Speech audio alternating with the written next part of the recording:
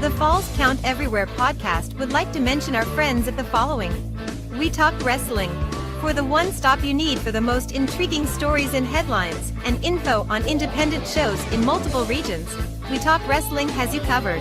Subscribe to Facebook's #1 interactive community for professional wrestling today. Pro wrestling on Tuesdays are a blast with the Wrestle Talk podcast. Join the Night Owl, DJ Big Sexy, Luke Roberts, The Alpha, Jay Wade, Nightmare Jones, and many others as they bring you the hottest takes on the major circuits, showcase interviews with various indie stars, and the only place to get news on the most popular fantasy wrestling promotion, the FWWC. Catch them every Tuesday night at 7 p.m. Central. Find all of their media outlets on their website at WrestleTalkPodcast.com. Before each and every show, we like to remind our audience that freedom is never free, and all of us should be grateful to those who lay it all on the line. To all our first responders, military, and volunteers that help our nation every day, we love you and appreciate the sacrifices you make to protect all of us.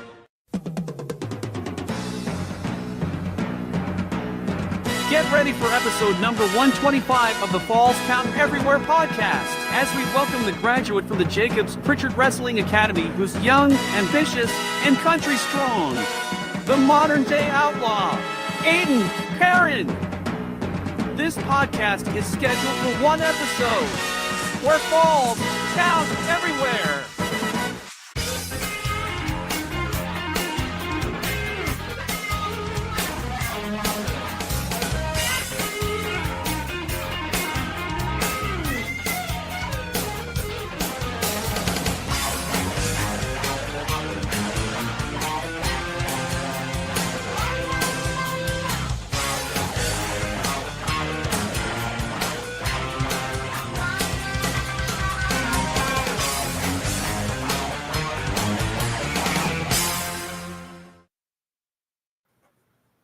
Welcome, everybody, to another glorious Sunday night here on your 9 o'clock party station.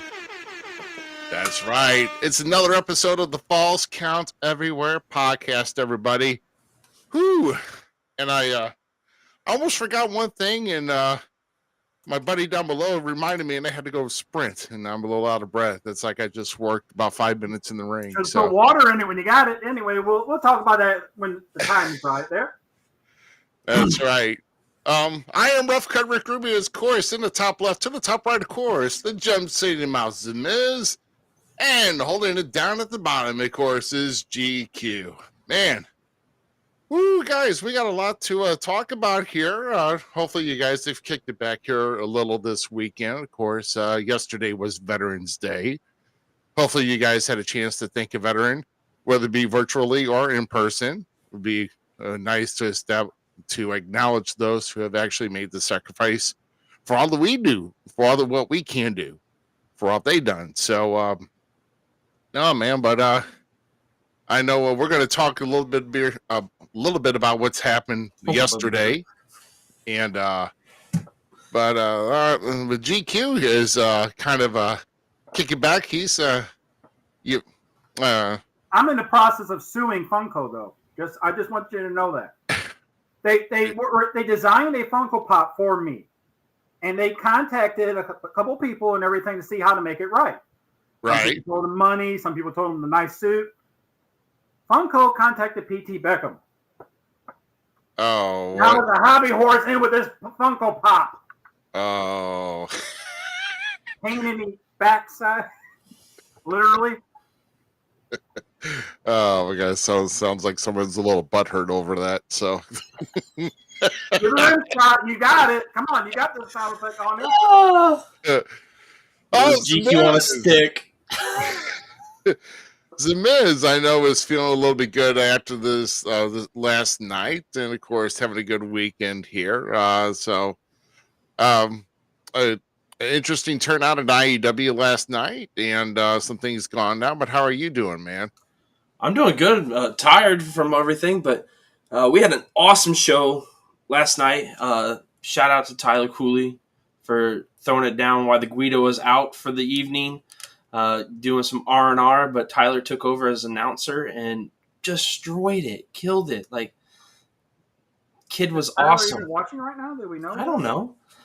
I'm still respecting him. I don't know. I think Tyler had a wonderful weekend. Yeah, he was awesome. And he did the debut with IEW as a ring announcer and everything. He even made money this weekend. He did a virtual signing with his partner. Oh, stop it. See, look, it even says it, though. It says Ray Apollo, Doink, and Dink, Tyler Cooley, virtual signing. I mean, come on now. You're terrible. Holy cow. They look so damn happy, don't they? Oh, my God. What? Only a face nobody can love. I was complimenting Tyler Cooley. Hold on. If you were Ray Apollo, would you be happy sitting next to Tyler Cooley? They're probably mad because they couldn't figure out whose nuggies were stolen. So, I mean. Yeah, you go. Get that off the screen. No, man. Illinois Elite Wrestling put down a great show last night. And like I said, Tyler did great. The guys in the back did amazing. The show was phenomenal. It was a blast. So I can't wait to see what other things come out of it. War still has unfortunately been our champion, but thank you for serving our country. But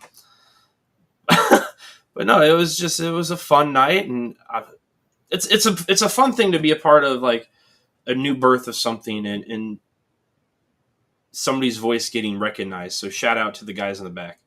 But my question though is, how is it being ran by the best boss around, Larry Wolf? Larry Wolf. Well, maybe he'd show up and I wouldn't have to do his job for him. How about that? And hey, when you're a good enough boss, you don't need to show up. No, but he's starting to recognize that Zmiz is more than just a voice at the table and a microphone and stuff. So you take a rest there, Potato Man.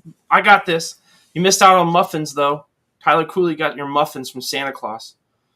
Yeah, actually, Tyler actually handed me one too. They were pretty nice. So definitely made from the Muffin Man, but I guess nobody beats. But Larry, I don't know. Is he Potato Man or Muffin Man? You guys are just. Oh, I call him the Potato Man because he's a couch potato. God. Oh my! I love Larry. Good guy. Shoot. Well, then of course, also last night down in Springfield, Mid-States Wrestling had a good show, and we did see the official crowning of a new MSW Missouri State Champion in the astonishing Austin Mulitalo. Congratulations, right? friend. Would you like to try that one more time, Ruby? No, he has a tough name to pronounce. Yeah, people are like 4 or 5 syllable names. Get the hell out of here. And Austin doesn't care either. He'll just be like, say it right. Yeah. Oh, sorry, almost knocked you over trying to get some water. And then also in the St. Louis area last night, there actually was an end of an era for one particular individual. Mm-hmm. I worked with him a few times, and I know we don't bring these guys up much because we got a lot to cover, but for the MMWA down in South Broadway Athletic Club in St. Louis last night, we saw the last match for Moondog Rover.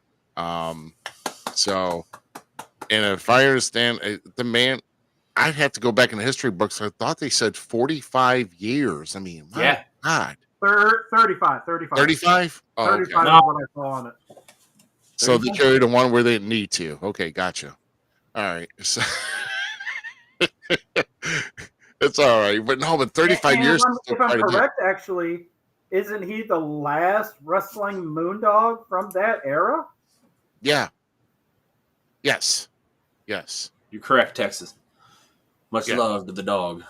That's right. Yeah. So it is the last Moondog in the era. Yeah. So I know there were some others around the Midwest that were trying to, like doing and Mid-South too. Huh? And Mid-South, actually. Too. Right, yes, in Mid-South, right, correct. Although the one from the Midwest that kept dying and coming back to life and everything, that wasn't really official, so nobody cares. Oh. He dug his own grave. Oh, okay. I was like, I didn't know there was a Moondog named Kenny, but anyway. No, I'm talking about Ray Digger when he was doing the Moondog down there. Oh my lord. Okay.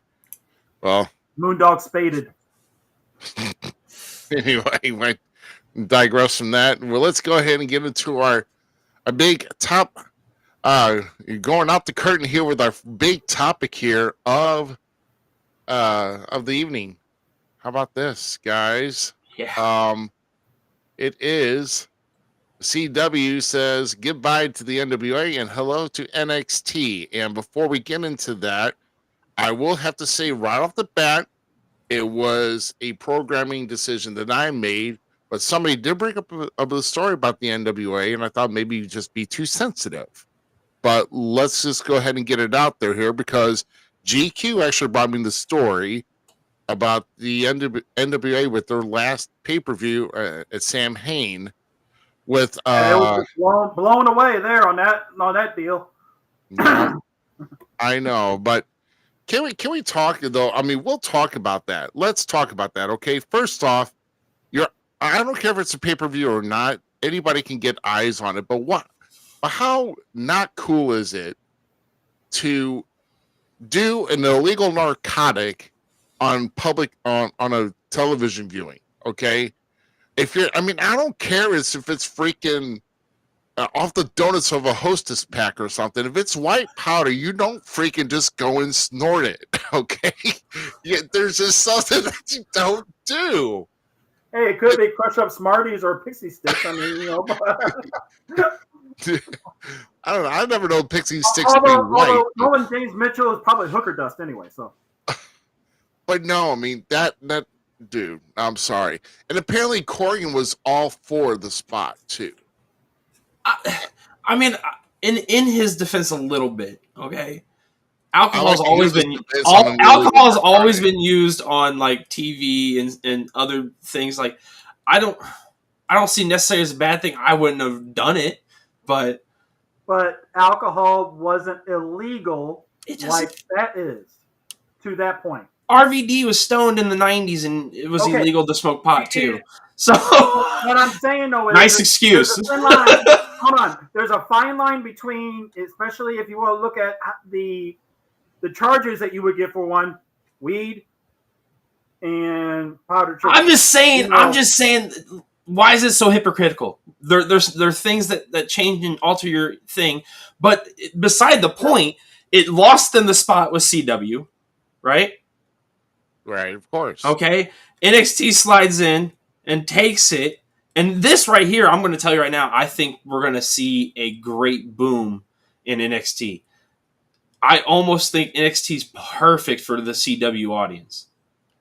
Right. But, the thing with it though is you got to look at, you're saying about RVD in the 90s, yeah, but also the 90s with the Attitude Era and everything, a lot more stuff was gotten away with back then than things are now. Everybody is either too happy or offended by this and that happy and everything. You know? I'll tell you this right now, I'm against cancel culture, so I don't care.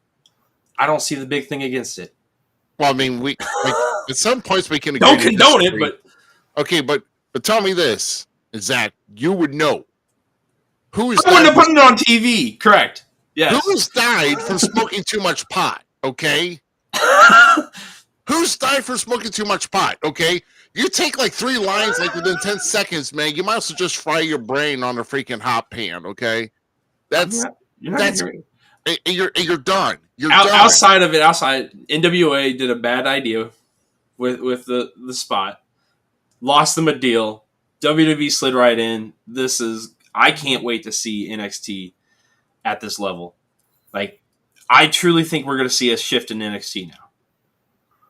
Yeah, I mean, but like I said, this is all slated for October. So this is the whole thing right now. October is the hot month where everything's switching over because SmackDown is going off of Fox, coming back to, and is going to come to USA. NXT goes away from USA, now going to the CW. And we still don't know where Raw's going to end up. Yeah, there's been speculations too about that too. Line. Yeah, they might as well just stay on USA bottom line on that. I mean, I don't think they did. SmackDown's the show that's supposed to go there, and that's the only show that's supposed to have. That's the only show supposed to, well, that's interesting because how many... How many more homecoming shows we're going to do for Raw and everything? I mean, come on. Well, guys, I mean, think about it this way. I mean, really, there's only one time that USA did not have wrestling on Monday nights when it first started, and that's when it went over to Spike TV and then went back. So, I mean, there's some unconfirmed, and there's always rumors circulating about maybe possibly FX getting it. But I'm thinking to myself, wait a minute, isn't that an affiliate of Fox? They're just now getting rid of SmackDown. Why would they want to bring Raw to FX? What if that's the trade-off deal and everything? You know, move it to that station to get that network building up more again. I mean, it's worked for some, it's bombed for others, like TNN, the Nashville Network. We all remember that. I mean, that bombed, but then when others gone to different it has brought them up a little bit. So I wonder if that's a deal. It's like, hey, we don't need you here. How about you going over to bringing a show to here and whatnot? Well, how about we give you Raw? We take SmackDown over to USA. You know, that makes a little bit of sense if they're trying to trade off and get like Raw somewhere else, SmackDown a better viewing, and see if they can build that up a little bit. And some things that are just so confusing and why they hopefully they're going to pan out. Like in sports, I've seen three-way trades. There's even a trade I've seen where 4 teams were involved. I'm like, what in the world's going on? It's like everybody's like trading this, trading that. It's like round robin. SmackDown can go anywhere, probably be successful. I mean, with the GM there, you know, fools will count everywhere. Whatever. Jeez, right. It's just really crazy that we live in an era where like networks are literally competing for wrestling companies now. You know, it's mind blowing where wrestling is right now, and it's awesome. It's like it was back in the 90s. I mean, honestly. Yeah. Hold on. Bring that one up, that comment that just got posted. that is 1,000% correct on that one right there. I mean, it's honestly always confused. Right. If wrestling is ever not confusing, then you might have had an aneurysm or a stroke and you need to go to the doctor. You know, so. Ain't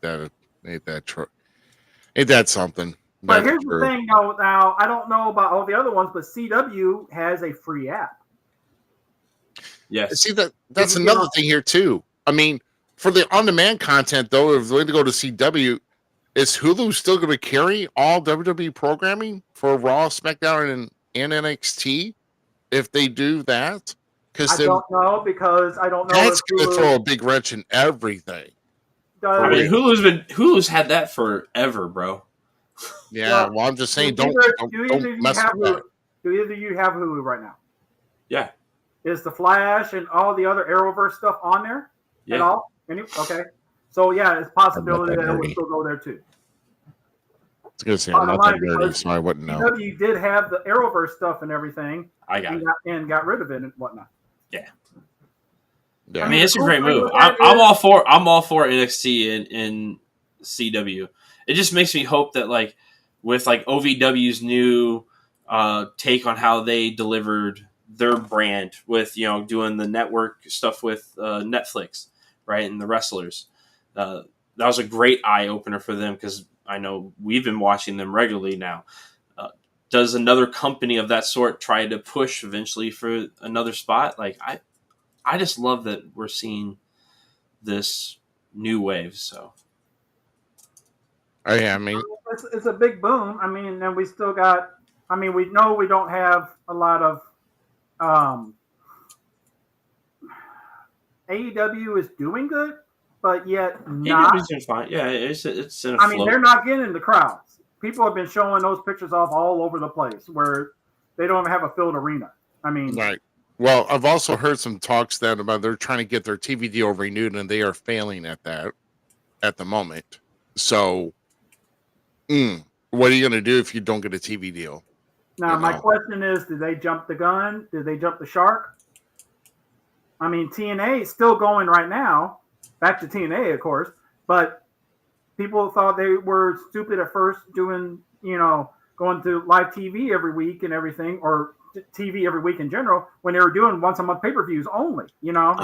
I'm telling you guys right now, and anyone listening, if you're not watching TNA for one, that is like a not a dark horse, but like, if you're thinking like horse racing for like wrestling, they're the company right now for me. That's like they're coming back to this old way of how they like Impact and TNA was actually originally like delivered, and the talent there is just crazy hungry.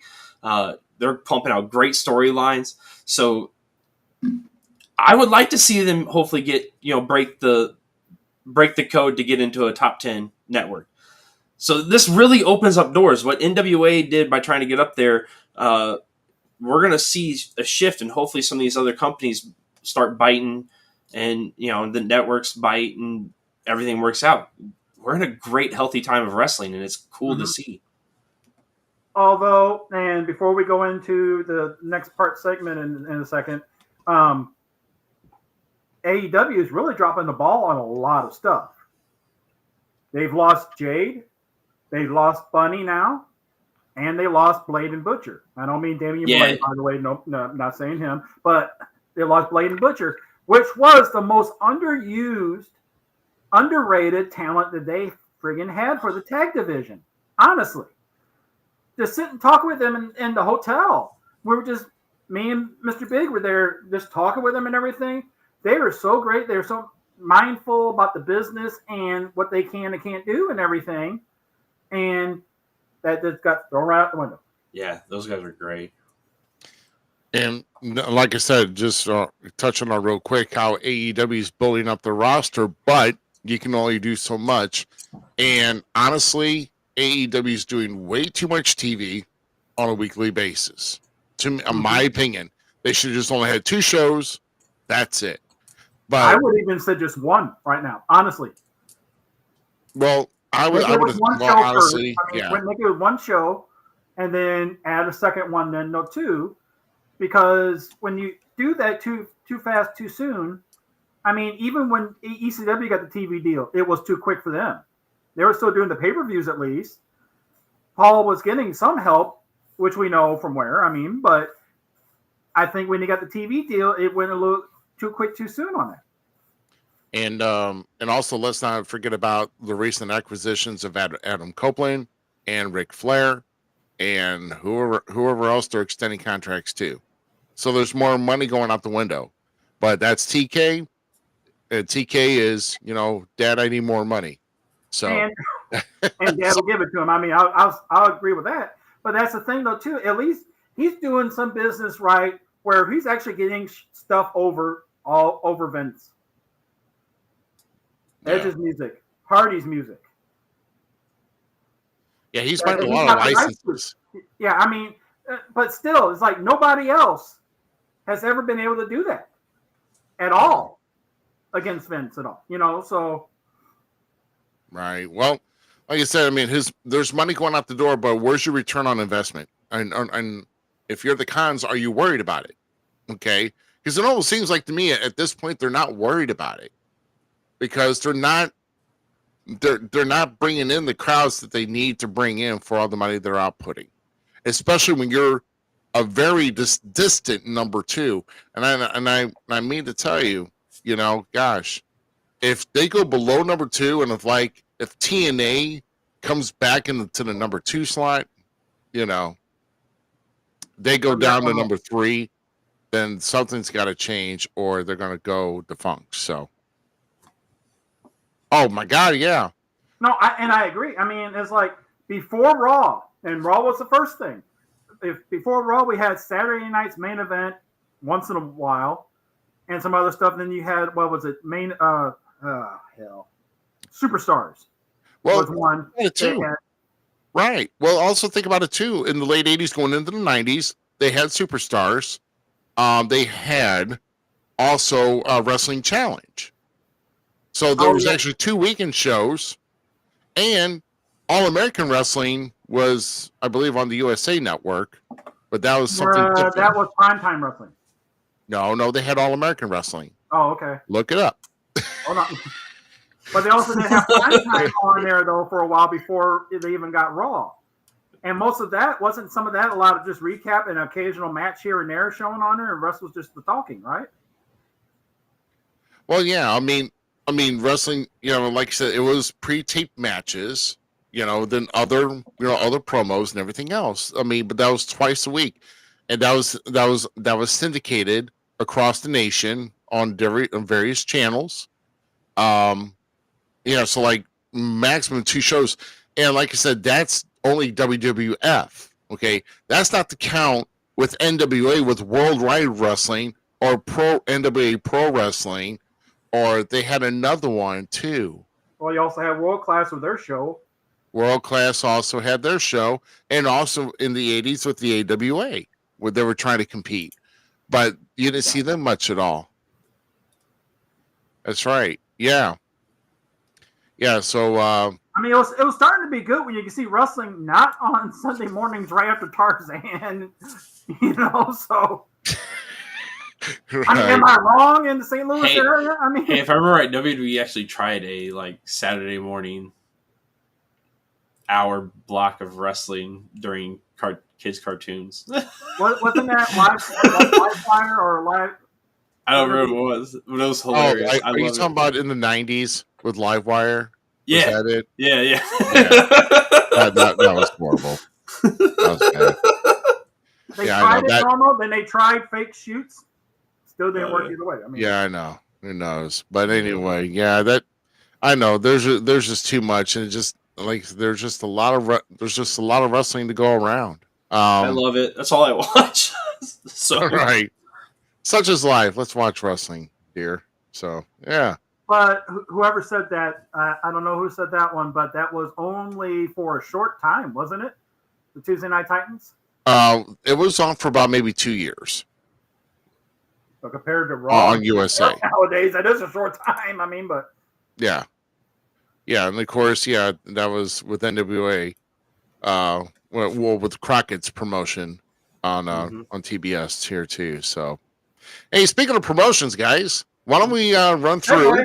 Why don't we run through our short? It's not even going to be 2 minutes with the upcoming shows, and then when we come back, we're going to have our featured guest of the evening with us here. So sit tight. We'll be right back here in less than 2. Check out these great shows and appearances coming to a city near you. New Breed Wrestling comes back to Sedalia, Missouri with a huge card on Saturday, November 18th at the Liberty Convention Hall located at 1500 West 3rd Street. Don't miss the long-anticipated rematch in the main event as nothing leader Derek Teeter looks to regain the NBW Heavyweight Championship from Dr. Ison. Plus, many other top stars will be in action. Ticket prices are $25 for VIP, general admission $13. Doors open at 5 p.m. with a bell time of 6 p.m. Don't miss out on this awesome event. Saturday, November 18th, St. Louis Anarchy returns with a big card at the House of Anarchy located 405 East 4th Street in Alton, Illinois. Don't miss the next test for Gateway Heritage champion Derek Neal as he defends the title against Aaron Williams. Pre-event party starts at 6 p.m. and the main show starting at 7 p.m. For more information on additional matches on the card as well as ticket availability and prices, visit stlanarchy.com. Saturday, November 25th, IWA Productions returns to the IWA Event Center located at 521 Perkins Street in Mount Vernon, Illinois, as they present Survival of the Fittest. Your main event features a 5-on-5 elimination match as the boys in the Monstars square off against BYT. Doors open at 6 p.m. with a bell time of 7 p.m. Ticket prices are $12 for front row and $7 for general admission. We'll see you there. Make sure to catch the best in Southern Illinois Championship Wrestling action every week with SICW All-Star Wrestling. Don't miss out on brand new episodes every week with exclusive footage in the upcoming weeks from the events taking place at the Chase Park Plaza, the Missouri Athletic Club, and the Belle Claire Fairgrounds. Tune in every Sunday night at 8 p.m. Central on YouTube at SICW Wrestling. We'll see you at the matches. Remember, fans, without you in the seats, there is no wrestling. Make sure you make plans to attend these shows, and we'll see you at ringside. All right. Like I said, we've got we only got about a few shows here. Like I said, we're hitting the holidays. There are going to be some promotions that are going to be doing shows in December, but we'll touch on those starting next week on and see how far we get. So, yeah. And speaking of episodes or shows coming here, our last show of 2023 will be on Sunday, December 17th. That's going to be our Falls Count Everywhere Best of 2023. And we've got some thinking of some good categories to kind of recap on the best. And I know one of those is best road story told by a guest. And I'll tell you right now, last week's is pretty much high up there. I will say. So we gotta, and I don't know, I'm almost thinking, did Luke Justice tell a good one too? I have to go back and look at them all. I mean, he has the best story of all. He has the coolest mom. Remember that. Right. That really should be probably just a story to tell. It's like, hello world, time to go see some wrestling. Still great. Wow. Goodness gracious. All right, guys. So waiting in the wings here is our featured guest of the evening. Our featured guest comes to us who's very young in the business here. Last year, he graduated from the Jacobs Pritchard Wrestling Academy down in Knoxville, Tennessee, and he's making ways through different territories. And we're going to get the lowdown on what he's going on and what's going on with his wrestling career, and of course some other aspects about the business. So, ladies and gentlemen, put your hands together for the modern day outlaw, Aiden Perrin. All right. Hey guys, how's it going? Hey, how's it going, man? Seriously, are you in a barn? You can't even dress up for the occasion?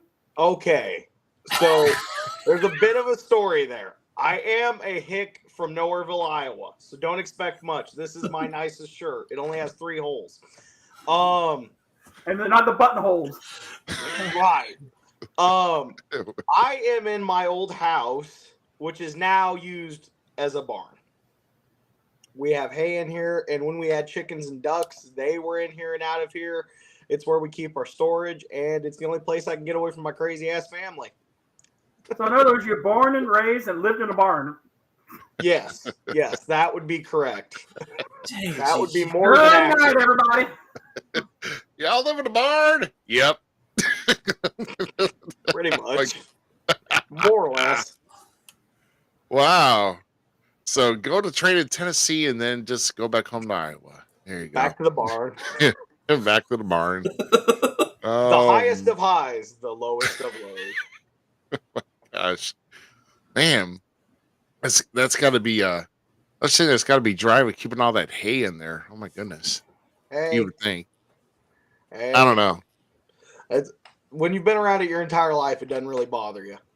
Oh, that's true.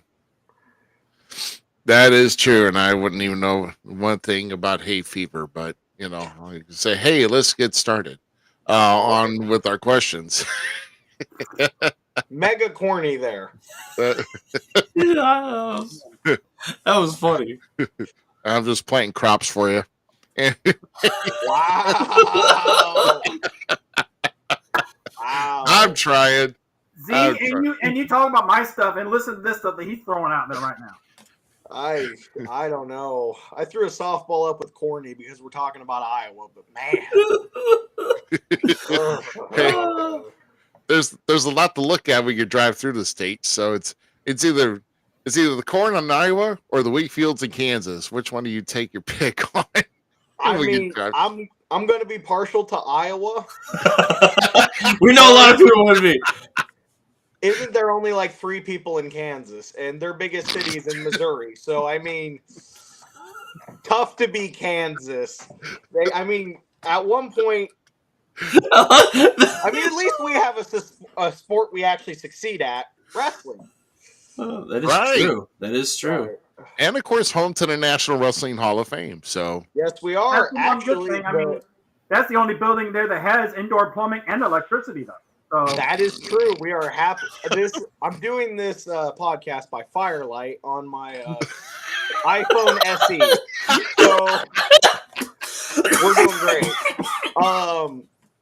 but The outhouse just got freshly renovated, so we're doing good around here. I love this kid. And the cows and This dude is great. oh my god, holy crap! Well, I'm gonna go ahead and get us all started off here with the first question here. So tell us about when you started wrestling, and then, of course, who are your favorite wrestlers growing up, and tell us about also how you got your chance to get into the wrestling business. Okay. I have a really weird path to professional wrestling. I turned 18 July of last year of 2022. And after I turned 18, I put in applications to Jacobs Pritchard Wrestling Academy in Knoxville, Tennessee, because I saw a documentary about FCW with Dr. Tom and all the major stars putting him over. And I kind of did some research and I was like, that's where I want to go. That's the place. And honestly, I didn't think I was going to get in there. In my mind, I guess I was just second guessing myself or whatever. But when I got that email, I broke down and started crying and called my mom. And she's like, all right, well, now we got to figure out a way to get you there. And so with no car, I did not secure housing until about 6 hours into the trip down, because I'm 12 hours from Knoxville, where I live. And my entire family took a rental car and drug my ass there kicking and screaming because I was so nervous. And yeah, on October 3rd, first day of wrestling school 2022, I broke into the wrestling business at Jacobs Pritchard Wrestling Academy. From there, that's the pinnacle of my life. I've never since done anything that great. And I don't know what's to come in the future, but that is Mount Everest for me, and I am proud to say that I climbed it, did a 10-week course, and got my wrestling school diploma from Dr. Tom and Glenn, and that's kind of how I broke in. It was crazy as hell. I lived in Kane's campaign social media coordinator, Jamal's house that he rents out to the wrestlers. Upstairs, me and 3 other dudes, and downstairs was his entire family. So it was a very packed house, but it was crazy and it was awesome, and I couldn't ask for anything better. It was really amazing. So yeah, go ahead. So give us like a rundown play then through the whole experience down there in JPWA, and like start to finish. You said 10 weeks. Yes, sir. 10 weeks. What was the regiment like? What were you doing during those 10 weeks? Like, how did the structure of the classing go? Okay, so the way that Dr. Tom sets up the class is we go 5 days a week, Monday, Tuesday, Thursday, Friday. You're in the ring from 6 to 10, you and the entire class. Then Wednesday is promos night, and that's kind of where you learn how to be somebody someone would care about. And it was intense. Day one, we were working some chain wrestling and stuff like that. And then day 2, we were bumping. From moment one, it kind of felt like we were in the middle of it. There were some guys who had a little bit of wrestling experience, but there really wasn't anybody who was, at an advanced level. So we were all kind of learning as we went. And myself, I'm a big guy who wasn't super athletic when I went in. So there was a lot of physical struggle there. I'd never taken a bump. I was 18 years old. Yeah, I may be 6'3", and at the time 340. But some of that stuff got really physically intensive for myself and for everyone else. And so I really think that the most intense wrestling school you can go to, at least that I've seen or done any research on, is JPWA. It's the fire,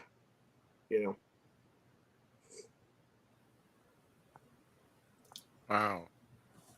So, I mean, as far as like your work, I mean, because I mean, a lot of guys they like to do work inside the ring, of course, doing their basics and everything else. But I'm sure Dr. Tom had run you through a list of maybe some calisthenics, like I don't know, was it Hindu squats, Chinese squats? I don't know. I'm Not sure. at all. Dr. Tom doesn't believe in that. At least he didn't when I went. I will say that. So no one get mad at me if they go and they have to do a couple squats. However, the way it was explained to me was it doesn't make much sense to have a guy do 100 squats, blow himself up, be sore, and then get into a ring and try to perform moves safely, effectively. And so we got into the ring. We did some rolls. We took some bumps, and then we got right into a 5x5 drill. And it was intensive. Those 5x5 drills you were running across the ring. I I would probably venture to say every 5x5 drill was about a mile and a half worth of running in the ring. So that was the calisthenics. Now, I want you to imagine my 350 at the time pound ass in that ring with like fresh off the couch. I don't know how I got in, and I am dying, like legitimately on death's doorsteps for the first 2 or 3 weeks. But by the end of it, I was feeling really good, and I started to get to a point where I actually could do the 5x5 and just walk through it. The hardest part of that drill is to realize you're supposed to relax. This isn't go, go, go, go, go. It's go, go, go, go, go. But you have to pace yourself. You have to know what's coming next. It teaches you how to think in a ring, how to know where you're at in a ring so that you can know what to go to next. So you're not just standing there like, what do I do here? Like a cow on ice. You want to be able to move. And I was the cow on ice for the first three weeks but I'm proud to say I was able to get in a little bit of better shape while I was down there. And by the end of it, I was able to keep up with everyone else. And it really was crazy to see where I went. I couldn't take a bump properly. I have a really bad habit of falling on my head, or did. And now I can throw a drop kick. So the process works, but you have to work the process. Yeah, you definitely got to put the work in to get through something like that. Now, you guys did you guys lift at all? Like, what? No, that was all handled privately. You're supposed to lift on your own. That's your job. That's not Dr. Tom's job. He's not a personal trainer. You don't, how do I put this? That would almost be like taking Gordon Ramsay and throwing him at the line in Wendy's. And, flip the burgers, Gordon. 3 pickles only. We're not. Like, that's what it would have felt like to have Dr. Tom standing there spotting you while you try to do a bench press. Like, no, that's not how. No way. Maybe at some other wrestling schools, and I'm not running those guys down, but that's not how Doc works. I don't see a world where Doc would do that. It's beautiful, beautiful. Which I could definitely understand that, because if you're not putting the time in on your own to do that after the school and after the 10 weeks or whatever is done, you're still not going to be in shape because you weren't doing it on your own, and you don't know how to get to that point then. So I could definitely see that 100% there. Oh, for sure. It's your question, GQ. Oh, Hello. I forgot where we were at. We were just all blending in and everything. Yeah, at the Falls Count Everywhere podcast. I'm sorry. Go ahead. You mentioned the living accommodations that you had down there. Yep. So when you were down, how were you able to handle that? And then while you were down there, because I'm an expert on this, how did you make money down there? So the living accommodations were interesting. It was different. Like, I had always lived with my parents. I'd never lived anywhere else. I was 18 at the time. So it was like going off to college, I would describe it. I had a roommate in a room the size of a college dorm. I had another roommate in the other room, and I had another roommate in the other room.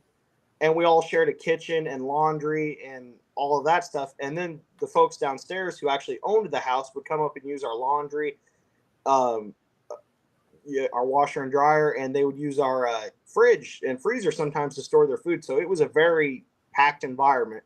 So being I didn't really know how to handle myself in that environment, it was certainly interesting. Like I'm a big redneck, and for folks who have never been around a big redneck, that's different for folks. Like I remember being asked by one of my roommates, Vaughn, was I born in a barn? And I responded, No, I was born down the road from the barn. We went to the barn that night. And that's the truth. I'm a redneck. It is what it is. And I still love those guys. Lance, Vaughn, and Chris, and Jamile, who actually owned the house, and his family, they were great. They were really good people. And I'm still friends to this day with all of them. So I have nothing but good things to say about my time there. For making money, I actually work at O'Reilly's as a parts guy. And O'Reilly's transferred me down there, and I actually worked at the biggest store in all of O'Reilly Auto Parts. It was 80,000 square feet, and we had 6 counter people. And every single one of them was younger than me besides the manager. And so it was interesting. It was like, wow, and my day consisted of, I would wake up at 6 in the morning to be at work by 7, work 7 to 4, get in an Uber, ride to my house or ride to the house at 5 o'clock, start leaving for wrestling, and then get home at about 11-ish or 12 if we went to the gym after practice. And we would be up until 2 in the morning, all, talking about wrestling and watching wrestling, and get up and do it again while sleeping on a twin size mattress at 6'3", 300 something pounds. So it was absolutely insane. And I got every possible sickness because I'd never been around the South, and apparently hand washing doesn't happen down there. And I say that as a man sitting in his barn. I say that as a man sitting in his barn that used to be his house. And, I mean that. But I lived in a really nice part of town because Jamil did. And then I would Uber over to work to the worst neighborhood in all of Knoxville. And anyone who lives in Knoxville that may be listening to this or has been through Knoxville or knows anything about Knoxville will know Cherry Street and Magnolia Avenue. And on Cherry Street and Magnolia, there is what's referred to as Skid Row, where many, many homeless people live. And they love their drugs. They love drugs with their drugs. And I remember I had never seen a homeless person. Apparently we arrest them where I'm from. I don't know. And I'm walking into my work and there are 2 people sleeping in front of my job. And it's like, wow, that's an interesting first day right there. And, I'm just trying to be a nice guy. So I go and I'm going to give them money. And the manager physically grabs me, goes, "Don't do that." I'm like, why not, Justin? And he goes, "Because if you give them money, they'll stay." And I go, "They're staying anyway." He goes, "Well, if we give them money, they'll think we want them to be here and they'll come back the next day for more money." And I go, "It's just a $20 bill." He goes, "If you give them that money, I'll fire you." And so I heeded the warning and I did not give them the money, and they came back every day for the next week. So plus, that that $20 will make you hear banjos for a while too. So I couldn't hear what you said there, GQ. What was that? I said pretty much at $20 also guarantee that you hear banjos for a while. Pretty much, yeah.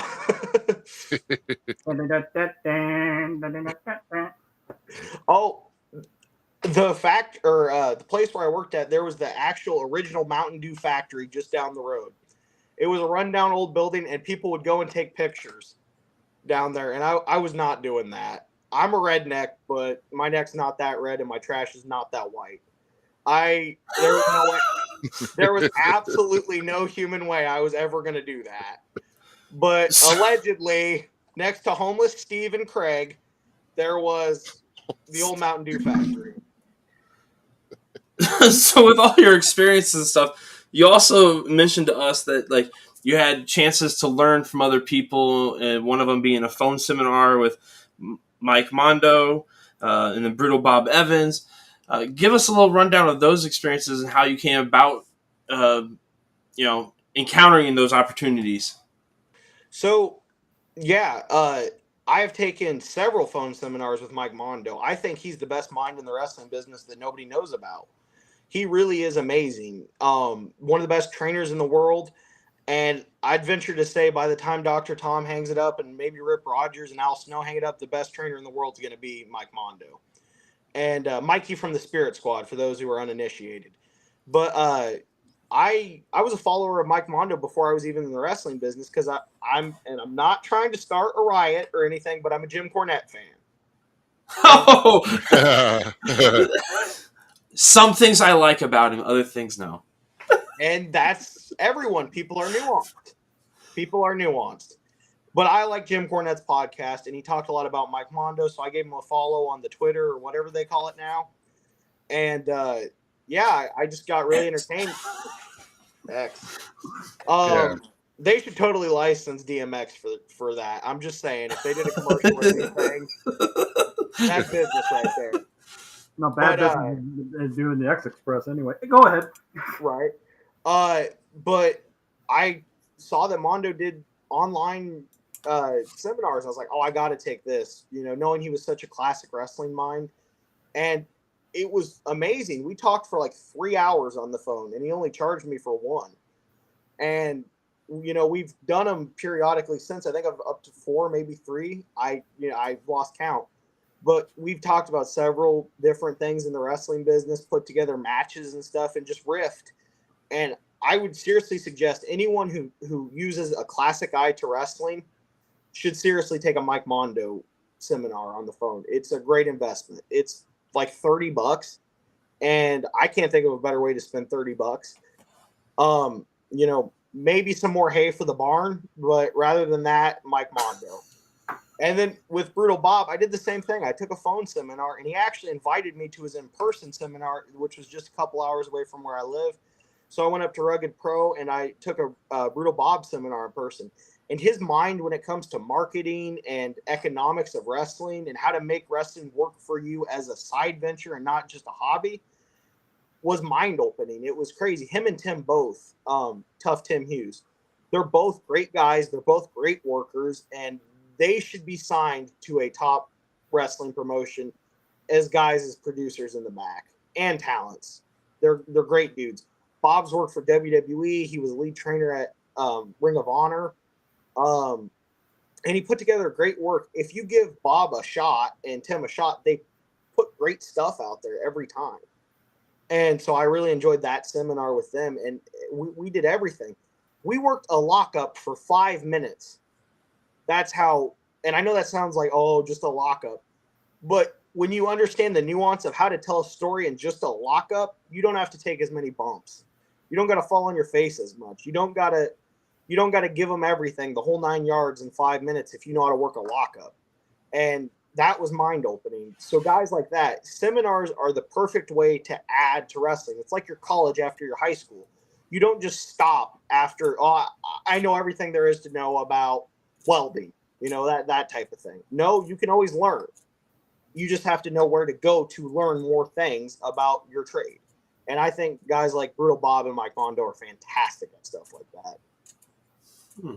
I'll totally admit that not a lot of people know how to dance anymore. They just want to get into the throwing down instead of the dancing part, and the dancing part tells more of the story than anything. I mean, so I agree 1,000% on that too. Oh, the icing on the cake, man. You got to just keep putting that icing up there, and there's certain ways to see it and visualize it. That's one of the, yeah, I'm with it.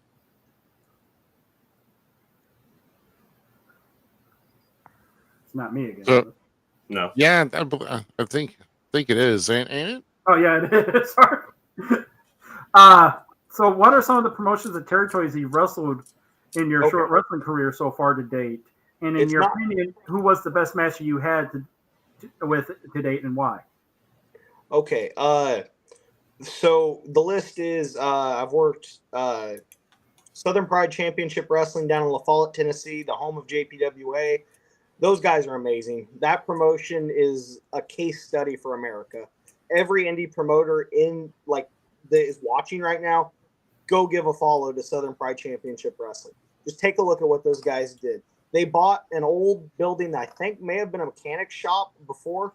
They learned how to black out walls. They made a really good television set, and they fit about 200 to 300 people in every 2 weeks. And it's inevitably sold out, and those are wrestling fans.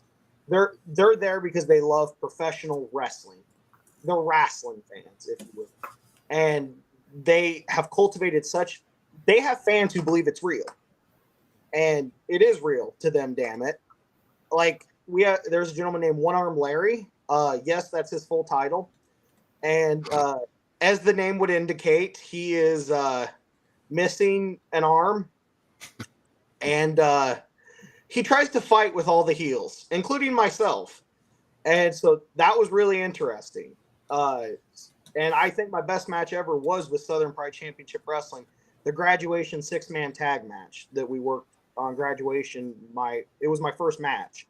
I still don't think I've had a better match than that. It was very, very good in my opinion, and not by the doings of just myself. There was managers involved in that. There was a valet. It was chaos, but it was a good story, and it was Dr. Tom helped us put it together, and it was great. We got the biggest pop of the night, and we were the third match down on the card, but we had the pop of the night for a suplex, just a suplex. We got the pop of the night. So I think there's something to be said for simplicity there. Rugged Pro Wrestling I've worked for a couple times, and I love those guys. They're based out of Marshalltown, Iowa. They're another case study for America, in my opinion, when it comes to indie wrestling. They've put 700 people into a place in Iowa, in a town of like 4,000 people. So the percentage of people that went out to that show is huge. And also, there was no overhead for that. That was a spot show. The local grocery store paid them to be there and took all the loss, and they made a ton of money off of it. And so they're another great promotion. And I had a match with a guy whose nickname's The Shank, Brandon Eubanks, and he's incredible. I love Shanky. We didn't have the greatest match. I would say we had a good match. We had a great pop. Fans were into it. We even had, he was such a good heel that we had fans complaining on Facebook the next day about his heel antics. And it wasn't like he was cussing at him or spitting on him or, getting physical or anything. He just told a kid to shut up. And we had, comment after comment after comment after comment. And, I'm not trying to sound narcissistic or anything, but I very much enjoyed hearing how much the fans loved me because they hated Shanky. So he did his job. I've worked for New Wrestling Revolution based out of Decatur, Illinois. I had a match back there in would have been April, I believe it was. I really enjoyed, going out there and seeing a completely different group of fans in a different way that they did things. That was what I would call a super indie-rific show. It was more of a modern style of wrestling, which I have never been accustomed to because I'd never worked at or anywhere near. So it was definitely interesting, and it was a different experience. So I'm proud to say I got that under my belt. Where else? Trying to think here. I worked Rugged again there towards the middle of the year, and I was booked for World's Finest Wrestling in Indiana, actually their Best of the Midwest tournament. Unfortunately, that fell through promoter issues or whatever. They canceled the tournament, which really kind of hindered my plans towards the end of the year, but it was a great chance to tell myself, hey, let's get in better shape. Let's cut about 50 pounds, and that's my goal for the rest of this year. I'm going to take some time out of the ring because you guys know, anyone who's been in a ring knows that when you're in a ring, everything hurts. You're constantly, something is hurting. So it can make it hard to get a good workout in. So for the first time since high school, I'm really pressing the gym now. That's my goal for the rest of this year, is to get in the gym, cut about 50 pounds, and come back, knowing a new hold, if you will. Because I'm really excited. I'd like to break into the Missouri scene. That's kind of my ultimate goal for next year. I want to get into Missouri and do some more stuff in Illinois and maybe Nebraska, Minnesota, and Wisconsin. I want to try out everywhere in the Midwest. I don't want to just be an Iowa cowboy. I want to be a cowboy of the Midwest, if you will. And so, that's my goal. I've talked to TSW. I am planned to be on Absolute Wrestling Federation in Waterloo. We're planning on that beginning of the year, one of their early year shows, and to work with them going forward. That's actually Shank's promotion himself with Bert Prentice's nephew. So I'm really excited to get involved with that, especially with them going back to a name that Bert used back in the day, Championship Wrestling USA. There's a great lineage of indie wrestling with that name, and that means something to me. And it also means something to me to wrestle in Waterloo, Iowa, the place where the NWA's heavyweight title was founded in 1945 in a hotel in Waterloo, Iowa. All the promoters merged the titles in that hotel room, and they decided who was going to be the first champ. So there's a lot of history in that city. That's where the Wrestling Hall of Fame is. That city bleeds professional wrestling, and I cannot wait to get into Waterloo. Man, yeah. Very well said. Yeah, and booking problems in Indiana, I never would have heard of them, but anyway. I will neither bury nor confirm anyone on that. Yeah. It was definitely an interesting way of handling bookings. I will say that. It was interesting. But I guess the rare thing out there is what actually goes right in Indiana for wrestling. I mean, I'm just saying. Yeah, there's a couple constants in Indiana that are okay, but yeah, well, no, Waterloo, Iowa, yeah.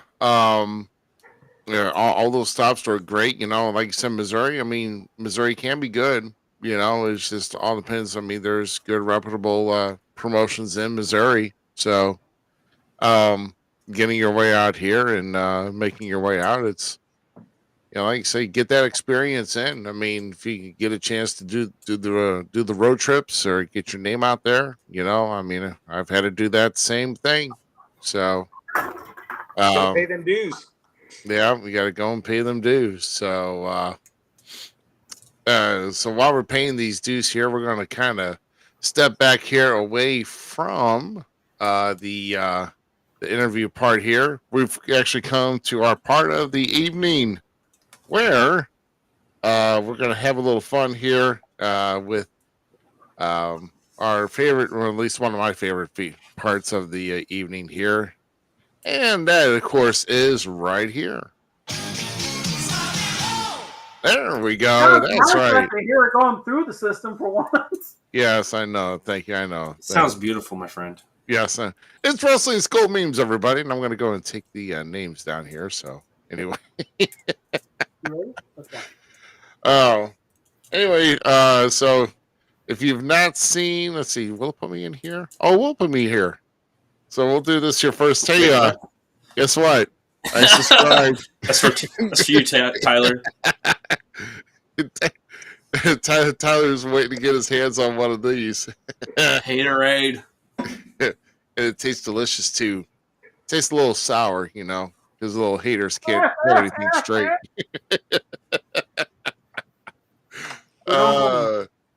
Sure. So here we go with our first one. He's already started. Tyler already started. So our first one of the night here, when they tell you your favorite wrestler is Goldberg. That's brutal. I can relate. Trust me. There's a long story. There's a long story about when Goldberg was in his prime. He was WCW World Champion. He was in the town of Missouri. That I was actually wrestling at that time because he did an appearance with the signing in the company I wrestled for, where I was actually doing a show in that same spot. And he was coaxed into coming into the back to sign for the guys, talking to one of the guys, and I was just came back from the main event and all that, and I tried to hurry up and get at the end of the line, and he was called to go somewhere else, so I did not get a chance to talk to Goldberg, or he left me an autograph. So, yeah. So I screw you, Bill. So on his way up to St. Louis, I boxed him in, boxed his limo in from traffic getting up to St. Louis quick. So there you go. I took my time getting home, and they went along with me. So, hey, I'm sorry. Yeah, I'm bitter. About the picture you have up there right now, Ruby, am I the only one that sees more money in the back than I do in the front? True. Yeah, I see it. Those are going for wrestling buddies. Yeah, some of those go for thousands.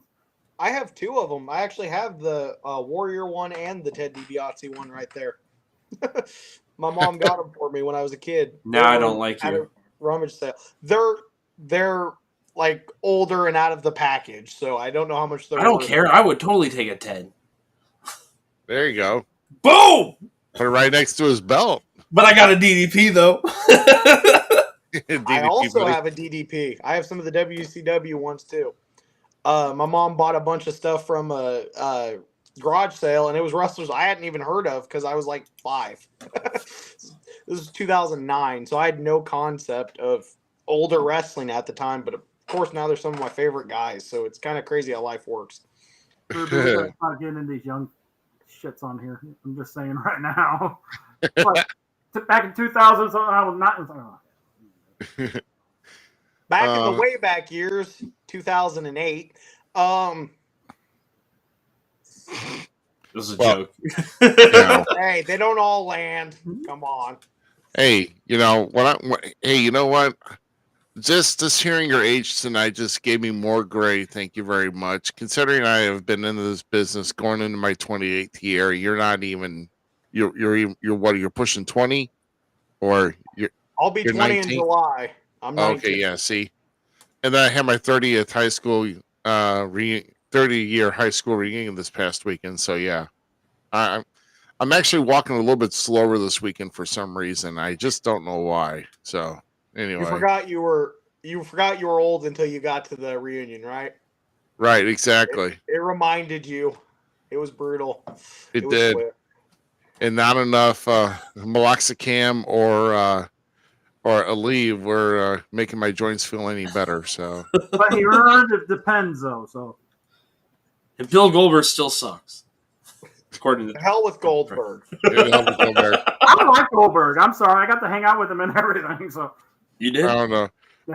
But how Brett signs, he sign with Goldberg's like Bill Goldberg is the worst effing wrestler of all time, Bret the Hitman Hart. Yeah. I think he signed with it. Yeah. There's one out there. So someone's got a photograph of that autograph. It's funny as hell. Oh, and I think Bret Hart's the greatest wrestler of all time, but man, that is a bitter dude.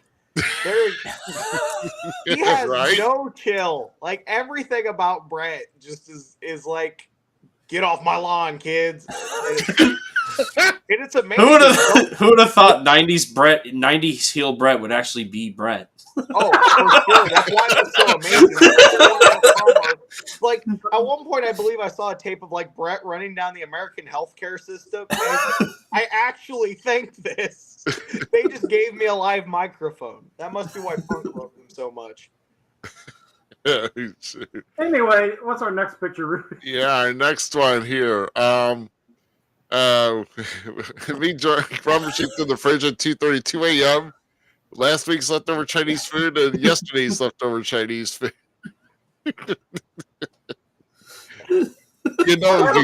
Ruby, I have a question though. What's leftover Chinese food? What is that? I don't know. If I was drunk, I'd just put the two in a big bowl and heat it up. I don't care. If you're drunk, you eat those Twinkie candy canes. No, what? Twinkie candy canes? Them things aren't disgusting though. No, I'm sorry. That's bad. That's bad. What is a Twinkie candy cane? I hate to ask. I feel like I'm going to be sad when I find out about this. It's a real thing too. It's a real thing too. Who the hell is a Twinkie candy cane? Candy cane. It's a Twinkie flavored candy cane. You would think they would do candy cane flavored Twinkie.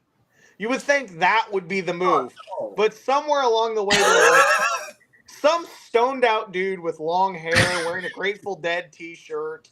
Wait a minute, time out. We're not all. I'll ever see is sitting there. He's like, let's put the Twinkie on the candy cane. Hold on a second. What kind of shirt are you wearing, Z? I'm just kind of curious. I'm wearing Rohit's shirt. Oh, okay. It's not. That's right. It's not Grateful Dead. My dude. There you go. Shoot. So, yeah, I don't know. It's I'm looking for the buffalo chicken candy cane this year. So, that's disgusting. Shut up, dude. Next, you guys went off the rail, man, with this. But I'm with Ruby. I'm putting the Chinese food together and just smashing it. Yeah. Hey, you never know. They made like normal food taste sweet. You make sweet food taste normal. I don't know. Get a cup of ranch and dip it in. Give it a try. Next. You're done. We're done. Ranch? Oh, come on. You're fat. I've not even had enough, God's lettuce. I mean, put the hater cup. No. This is all for you. Shut up and go on.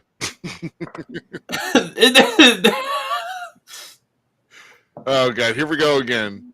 If Austin was an NXT success, this is how WWE would put him on Raw. Oh.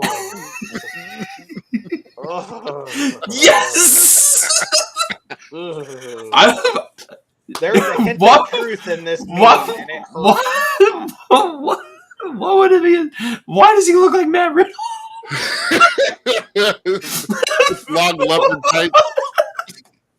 Oh my God, I love it. I love it. Hold on, I want you to name one that fits this example, though. Name one. What do you mean? Name one person that's on the roster now that fits that example, what they were in NXT, what they are on the main roster. I got one else bad. LA Knight going to Max Dupree. I hated that crap. Oh yeah, that was. I hated it.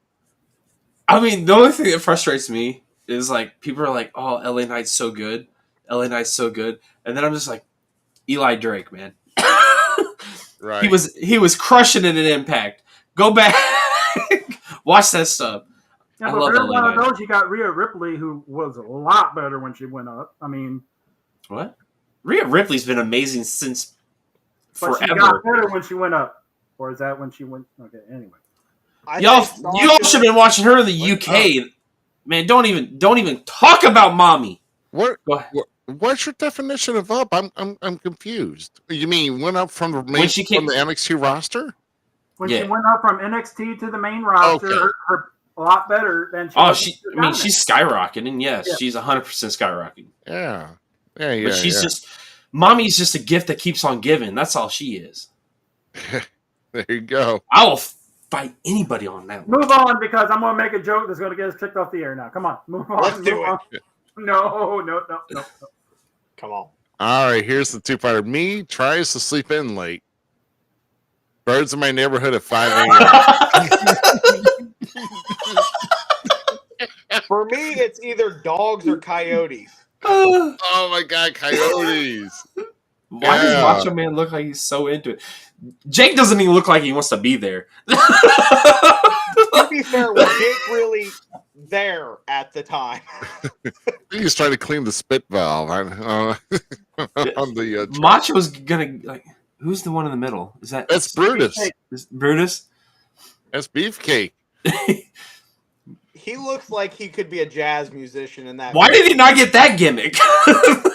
Hey, GQ. He had every other gimmick. That could be one of them. Bruce, when I killed, like he's in that. Hey, GQ, I just thought about this. I think this is from a certain video back in '87. Yeah, well, let's not talk about it. Just stand back a little bit and go forward. Okay. Oh, Lord. Don't do it, all right? It would be a bad move. All right, we're moving on. Now you got me thinking about something. Hold on. All right. So our last one of the night here is when I hear that Devon and Bubba Ray aren't really brothers. Nope, they're still stepbrothers to me. I don't care. Still real to me, damn it. Well, I was disappointed when I found out about Demon G and Pierre Abernathy. Remember the name, by the way. Oh, dude, my Dudley God. Boys were some of the. That's one of the most underrated tag teams, in my opinion. Like they're not really at the same time, but they are. Like they're, you know how they're just like right there. Everybody loves them for certain reasons, but like at the same time, I think people pass up on them for other reasons, and it's ridiculous. So continue, Dudley Boys. I love you. Can I ask a question? What? Yeah. Which Dudley Boys run was your favorite? Did you love the ECW stuff more or more the WWF stuff? Boy, I'll tell you what, they got a little edgy toward the end of their ECW. Their run, ECW stuff, yeah. See, I like their ECW stuff because of how just ridiculous at times they were. Like, If it wasn't for the ECW stuff, they wouldn't have got picked up by WWE. But like, yeah. I don't know. I've liked every Dudley Boy like reincarnation. I even liked them when they reformed in Aces and Eights and stuff and in TNA. Like Dudley Boys, legitimately, like you think of the greatest tag teams. I know like the Young F's. I'm not gonna say it because I can't stand the Young Bucks, but Dudley Boys are that tag team. Like they really should get more love than they actually get. Oh yeah, I totally agree there. And I thought I was the only person on earth who really liked the Aces and Eights stuff, or at least parts of it. I know they didn't get it all the way right, but no, you had Wes Briscoe was in that. Come on, man. If they would have put like exclusively top stars and had like a direction in that, it could have been even more amazing. But I think the concept was badass as hell. I think that's fresh. It was trying too close to be like NWO, and I'm sorry, having it on main eventers helped. Even even NWO wasn't all main eventers. Hell, Virgil was carrying their bags all over the place. I mean, come on now. I mean, we can just keep talking about how I think everybody's been sleeping on TNA and Impact for way too long because they've been great forever. Even the main event Mafia was great. Like, there was things about that. No, we're going to get off topic, but the Dudley Boys, all I'm saying is they're still brothers because they're great and they should have been 100%. They're a tag team that should be talked about more, like, in my opinion. Oh, yeah. Oh, okay. No. Yeah, I know. I would agree. I mean, ECW toward the end. I think when they focused more on them, like their last few years, because the Dudley Boys were kind of growing like the NWO were in WCW, because there was Sign Guy Dudley, Big Dick Dudley, yes, Big Dick, Cactus Dudley, Spike. Broom Handle Dudley, it was somebody. They had a Broom Handle Dudley, huh? No, I'm I was born in the 21st century. You can't expect me to know this. It's not fair. Some of these guys be crazy to do something stupid like that too. So I mean, I don't know. Have you guys ever been on a show with a fake Dudley boy? No. That's a thing down south. That is a real, actual, like, on the show where there's Blue Cane and fake Sting, there are fake Dudley boys. I'm waiting. Like the Dadley boys, it's, Dadley boys. If they don't have dad bods, I'm going to be pissed. If they don't have dad bods, they better have dad bods. They wear, like, top like the Blue Baby, and they say, I don't remember. There was one in the St. Louis area for a couple. And I love it. And I'm just saying, if they would like an Iowa edition, I'm open. I love it. I could do a bubble. I love it. So, we can work something out. Make it happen. Bubba Ray's one of my favorite wrestlers. I'm not gonna lie. Oh, he is so good on the stick. He is so He is one of my favorite wrestlers, man. If I heard this phrase, I cannot remember who said it. I cannot attribute it to anybody because I can't remember who said it. But if the wrestling business had two more Bubba Ray Dudleys in the indie scene, they would be two of the biggest stars in the business. Like the realness he got in ECW when he was like in the women's face and the men's face saying the craziest batshit crazy stuff. Like it was like his look also, like when he was power bombing like Moolah, Mae Young and everything, and all the other stuff. I mean, so yeah. The fact that Mae Young actually wanted to get power bombed, but like, do you ever hear about that? She slapped him as hard as she could and almost knocked him out. It's "They're not lay me down gently, treat me like one of the boys," and he did. That bullies the. Shout out to the Dudley Boys. Oh man, it's still working. Oh my god! But well, that's all. That's all the memes we have for this week. Hopefully, we've tore into having some additional jokes along with those photos. Definitely, we'll have some good ones for you next week too. So, oh my goodness, I don't even know how to. I almost think we should have the best of 2023 gold memes. What we've shown. That ought to be good too. I think it ought to be good. What was that one? The Dominic Mysterio getting locked up. That's still my pinnacle one. Should I? Oh, should I? Do you have it? Oh, you gotta see this. This is. We gotta have a golden memes now. We have to have the golden because this is it. This is OG one for me. One more golden meme. Love this meme. All right, let's see this plays. Hold on.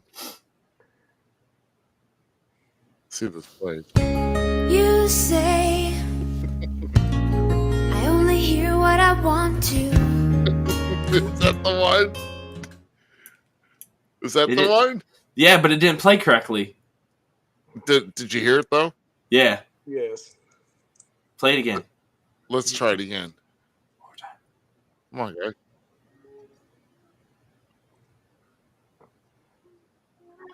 Because it didn't go through the thing. Oh, it didn't go, huh? Well, let's remove it, And let's re-add it. There we go. We'll try this again. And let's see. Here we go. You say I only hear what I want to. It's the best. It's the best. Oh, shoot. Yeah. I hate to keep doing this, but I have another question. Go ahead.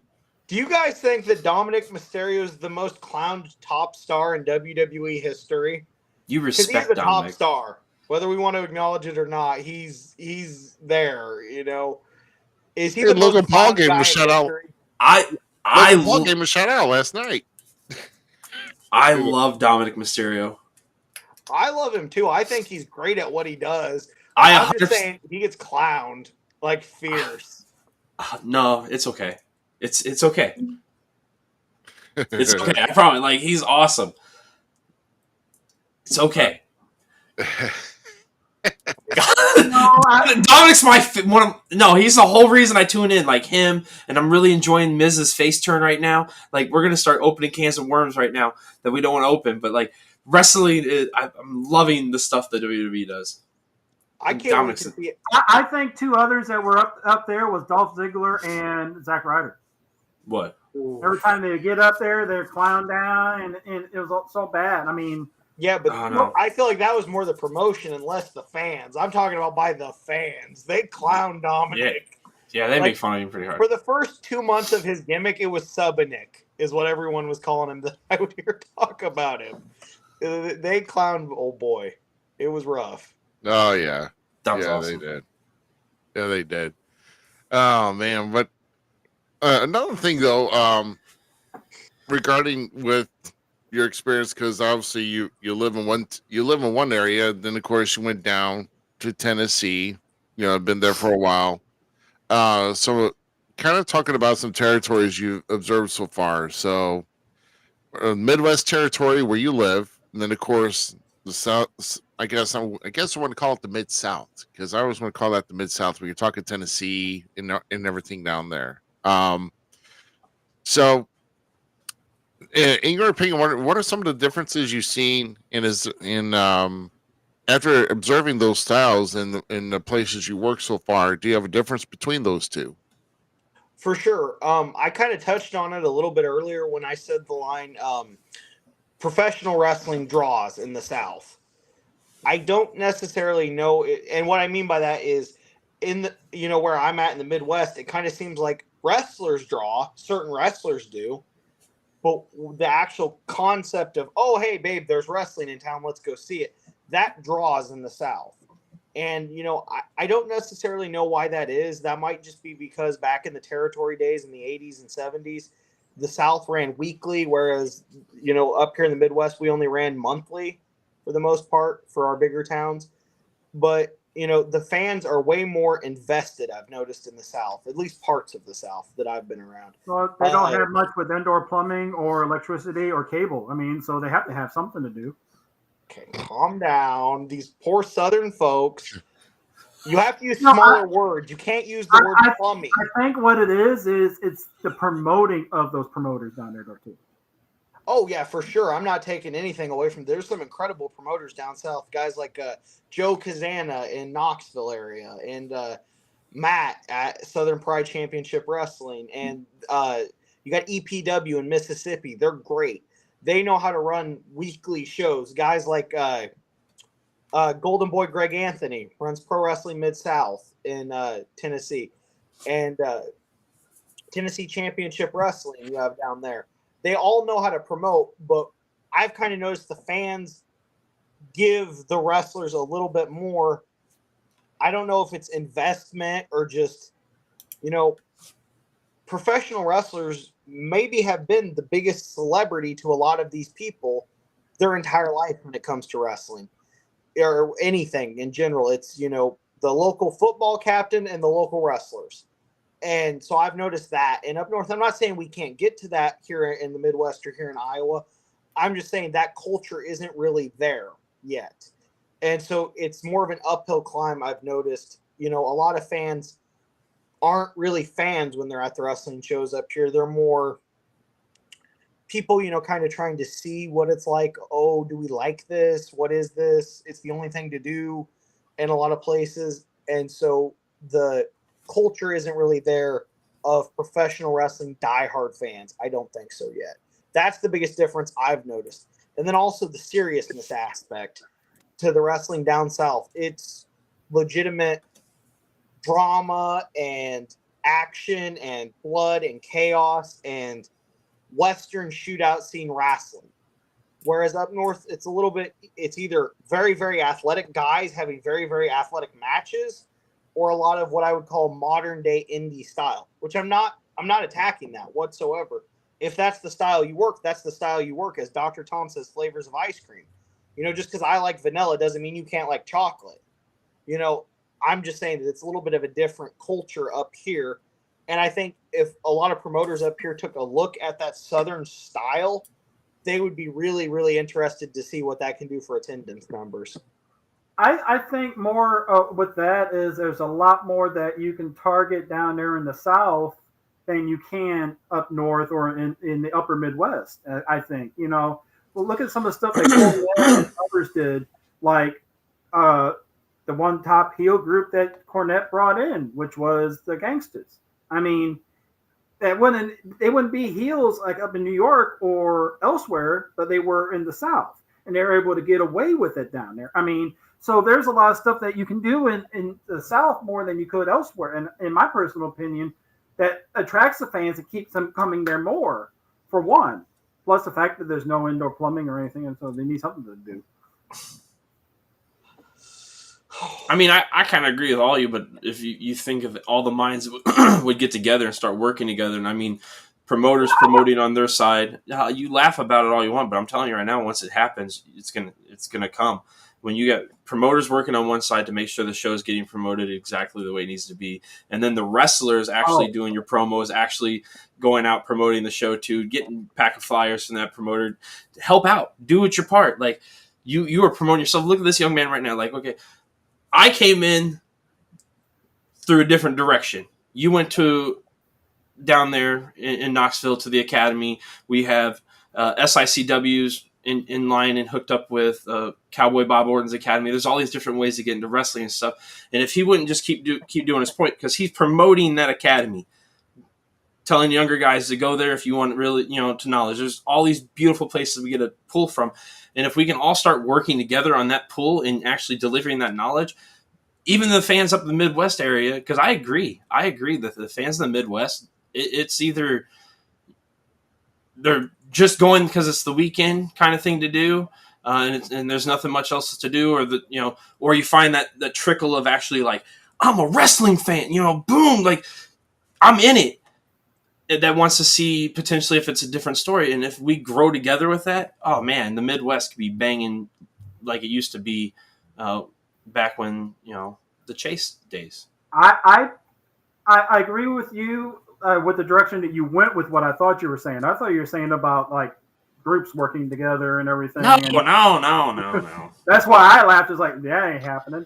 But that's the thing, though. If that could happen, actually, where people respect boundaries, territories, areas, and everything like that, and where they can, I think everything would be better. Everybody will start making, great shows, great money, and everything,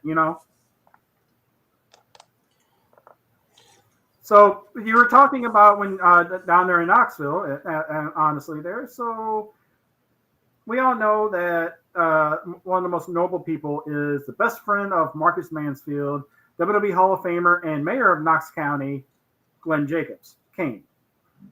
And you were around during the time of his campaign when it was going on down there. What are some of your best stories as Glenn Jacobs, social media campaign guy? Jamal. Shout out Jamal. He's the most interesting human being I have maybe ever met in the wrestling business. And that covers a lot of ground. Jamal is a different sort of cat.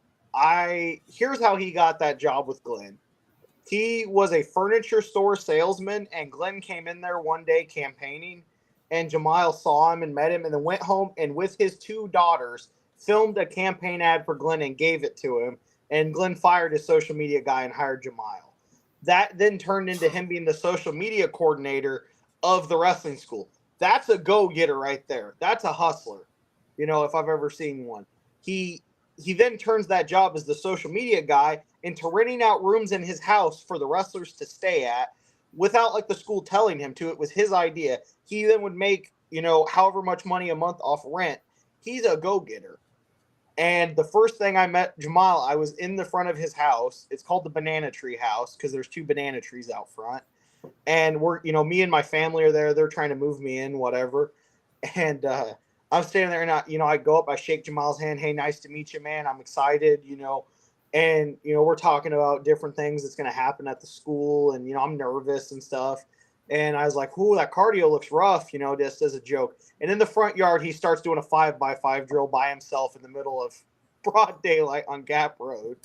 And so I was like, oh, I was not prepared for this. Like, at all. What have I done?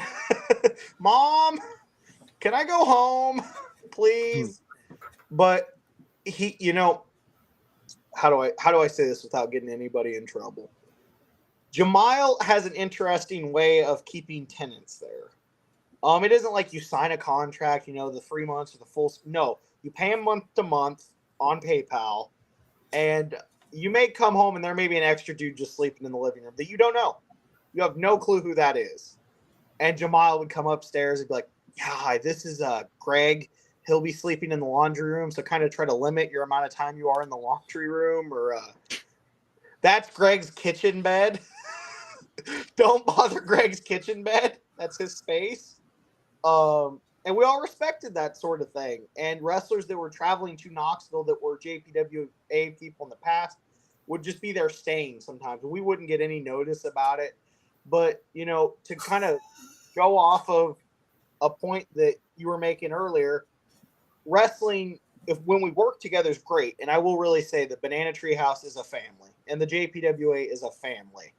And so, as odd as that is to come home and a dude sleeping in your living room that you don't know, it's worth it because you get to see so many different minds in the business and what their flavor of wrestling is. Because not everyone who goes to the JPWA is, Mr. Territories like I am that loves the old school stuff. A lot of guys are, Hardy Boys fans, or a lot of guys are even Young Bucks fans. And so you get to see all the different flavors of, wrestling, from wrestling to indie wrestling to super indie wrestling to Japanese pro wrestling to lucha libre, the technical stuff over in Britain. You get every single flavor of ice cream, and, you may not like all of it. You may hate a lot of it. You may love a lot of it. But at the end of the day, the biggest marks in wrestling are the people who get into it because you love it so much you have to be a part of it. And that's what living in the Banana Tree House was. I will say, this is a negative Jamal story, so you should probably tune out right now. One day, I told you my schedule when I was down south, how packed that schedule was. We get home. It's like 2 a.m. in the morning. We had just gotten back from going to a promotion to help set up a ring. We are all tired. We had trained that day. I had worked that day. I had work at 7 a.m. About 4 a.m., we're all kind of trying to sleep. We're all decompressed. And downstairs, I hear a hammer hitting the floor at 4 a.m. in the morning. And Jamal is downstairs banging a hammer under the bed. We are all dead. And we're all kind of looking at each other like, what are we going to do? So I grabbed out my acoustic guitar and I just started strumming. And Jamal had the guts to come upstairs and say, hey, guys, can you guys keep it down up here? So that's probably the most interesting Jamal story from living there. But it was certainly different living quarters. Oh. Real quick before they get into the next question, though, was Kane at all any kind of hands-on with the school at times? So he was in the middle of that campaign, like you said. So he was very preoccupied with stuff like that. And, I think, and I'm speaking for myself here, my opinion, I don't think Kane was really ready to be a national political person. He was just trying to be the mayor of Knoxville, Knox County, actually. And so there was a lot of stuff there. He was dealing with high, people up in the different people in his party were, in and out. So he wasn't really able to be there for the school, but he was there for graduation. And we all stood there and talked to him for 4 or 5 hours. He was the most gracious, awesome human being you could possibly imagine. He gave advice on my match. He complimented my match. He said we did good. We had the crowd in the palm of our hands. It was, he had different little things. But no, Glenn wasn't able to be super hands-on in my class, unfortunately. But can you really blame him? He was preoccupied with his own personal stuff, But it was interesting. And I tend to answer it like this. Glenn is the guy who handles the actual, he handles the sizzle while Dr. Tom handles the steak, if that makes any sense. Dr. Tom is a legend in his own right. For those who don't know who Dr. Tom Pritchard is, you name a name from the last 20 years in the WWE, he either trained them or the guy who trained them in a lot of cases, or trained with the guy who trained them. And, you have guys like Kurt Angle, The Rock, Mark Henry, the Hardy Boys, Edge and Christian. You have guys like Dolph Ziggler, I think, took a tour through FCW at one point, if I'm not mistaken. You had guys like Drew McIntyre and Sheamus and all of these major Natty Neidhart. So I didn't really feel gypped by that, but I could see how a lot of people wouldn't really be prepared because they think the Jacobs Pritchard Wrestling Academy. But Glenn plays a vital part in that. He's very much the face of the wrestling school. As goes Glenn, as goes the school, in my opinion. No, I definitely see that. Most schools that have like the actual talent that their name is on it, like Black and Blue and everything like that, they're not as hands-on as the people that they have there teaching them and everything like that. So I can see that, and I agree, especially with Dr. Tom being the better option of the two, I would think, Oh, yeah. Oh, for sure. I would agree with that 100%. When you break it down, a thing that Glenn is really amazing at is character work, because he's on the Mount Rushmore of greatest characters of all time, in my opinion. So if you really think about it, who's going to be better at telling you how to be another person than the guy who was another person for, 25 years? And he really is an interesting person. The first time I met him, he walked in and it was like immediately the room changed.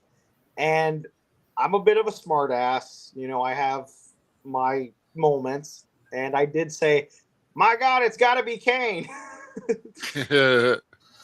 To a thunderous locker room pop. So I popped the boys.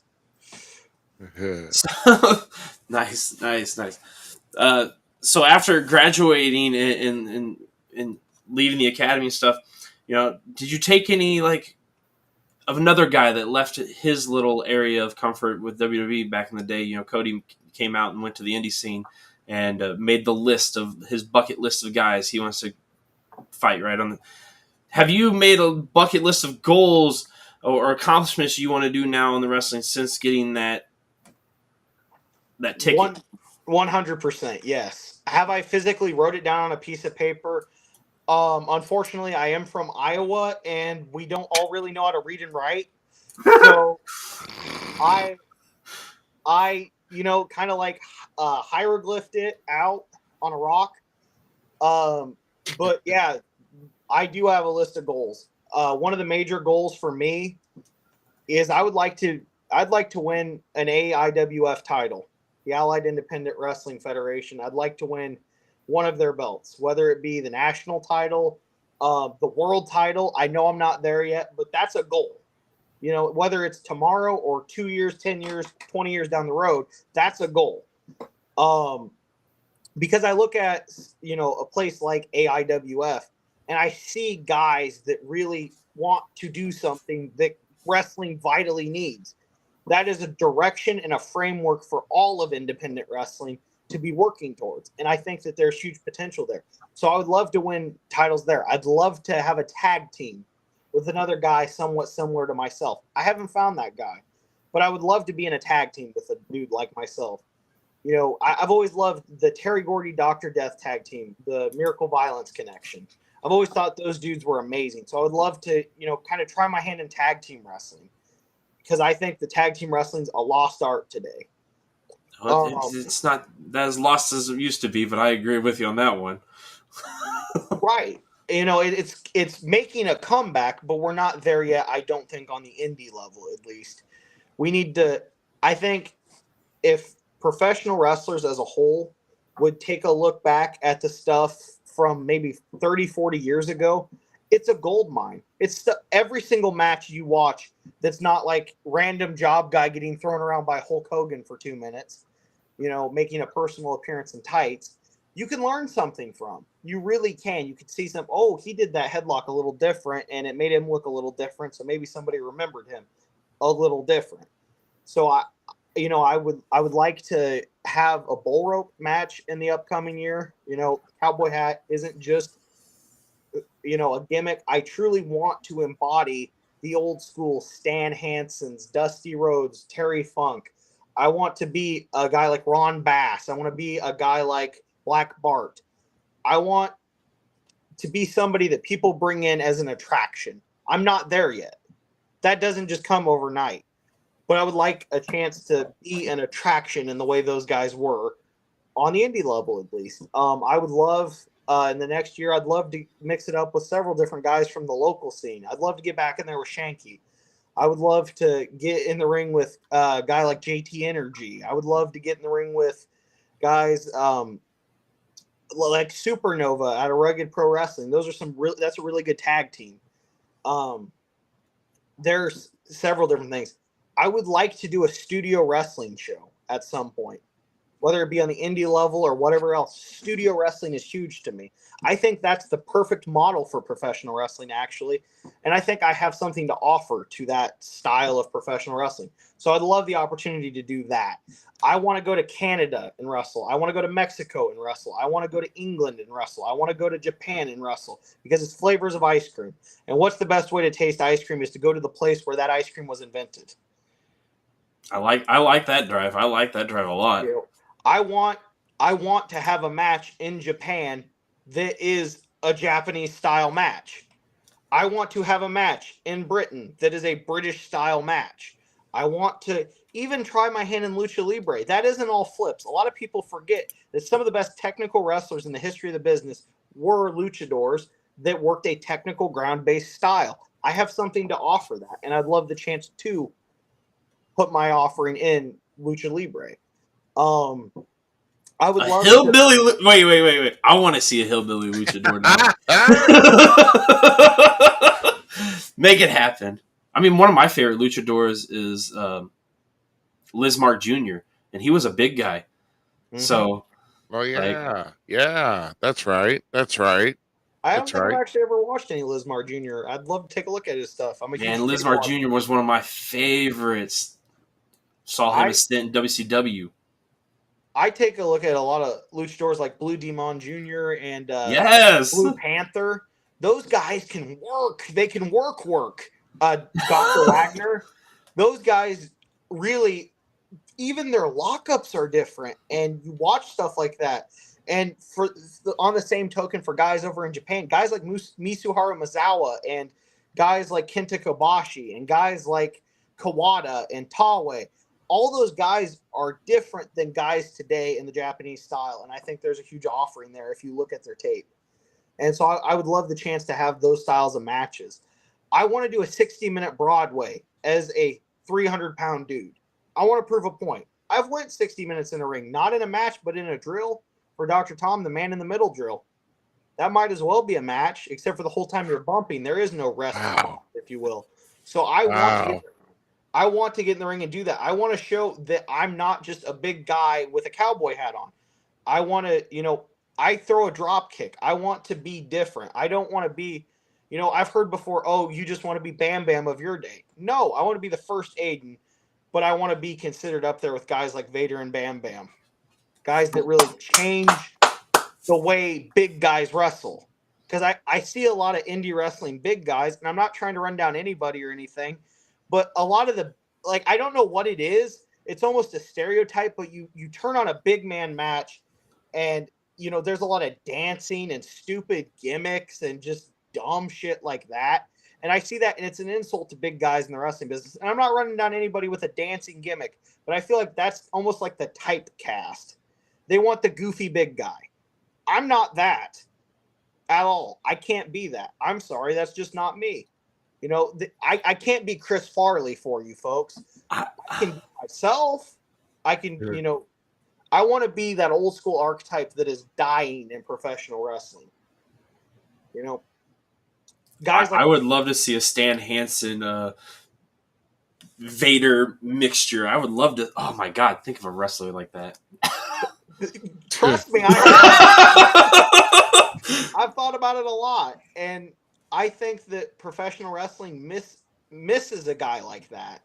With, you know, a lot of guys that do the same stuff, I want to be the opposite of that. I want to be something on its own thing that, like, I would like my ultimate goal in my life for professional wrestling is I used to watch every Saturday night with my grandpa, ROH Wrestling, who's since passed, and he would say things like, when I was a wrestling fan, there was guys like Danny Hodge, you know, down in the Ozarks in the Springfield area back in the 60s. The guys like the Great Mephisto from the way back years. The guys probably don't even know who that is today, but you look at those guys, and my grandpa said it's just not what it is, or what it was to him. And I would like to be a guy that those people who believe that see and they go, that is wrestling like it was when I was a kid. You know, that's my goal. I want to be the guy for the people that aren't represented in wrestling anymore. You know, is it feasible all the time? I don't know, but that's certainly my goal. Yeah. Well, hey, you know what? That's actually, I'm all for the goal. I mean, obviously, because, there's footage out there of the guys that you mentioned, that they, of course, outside of WWE or even outside of what happened here. Did we just I think lose you him? lost signal. Yeah. Keep going. Keep going. Okay. Finish what you're saying. Okay, well, I'll finish my thought, until he comes back because I had another question for him. Right. And I wanted to, let's see. There you go. Okay, bud. But no, with Vader and with Bigelow, with Vader and with Muda, all of that happened within Japan. And those guys got more. They got a chance to be more creative with their offense, and the matches you've seen in Japan were nothing like what WWE and WCW were making them do. Because, it was simple stuff. But I'll tell you right now, those guys. What was the tag match? There's a tag match I saw, that had Vader, Bigelow. Oh my God, I'm shooting myself in the head, in the foot now because it was tremendous. Like 4 big guys over in Japan, that did that, and I'm drawing a blank right now. But these guys, holy cow, they just really took it. They just really took it to one another, and they were outstanding. So, but yeah, I hope Aiden gets a chance to get back here. If not, maybe he had to find a chart. Maybe he's got. Barn doesn't have an outlet. Well, maybe he'll find another solar powered charger and maybe one of the cows needs to use the phone. Stop it. Maybe the cow's producing energy somehow. Even when in the 90s and stuff, well, it was early 2000 when Prince Albert went over to Japan. They even treated him differently over there, and he was built more. Because I almost liked his stuff better in New Japan when he was the Bernard, right? Yeah, Bernard. Yeah, the Great Bernard. So that was another one that I don't know, man. Didn't click over here for some of the stuff in the States, but over there, Vader and them guys were on different levels. Yeah.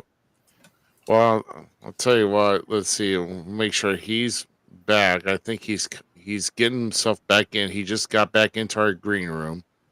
Maybe we'll just kind of go for that. Oh, sorry to lose you guys. My phone died. I was not paying attention. I'm so sorry. It's okay. We're having fun. Turn the crank. Yeah, I mean, I guess you only get so much reserve power out there in Amish country, you know, and I'm in the house now. So we're back. I'm sorry about that, guys. I was so excited to talk about Vader. So, yeah, I know.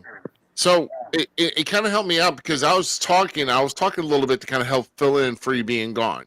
But there was a tag match because I was talking about how Vader and Bigelow were working a lot, were doing crazy stuff in Japan.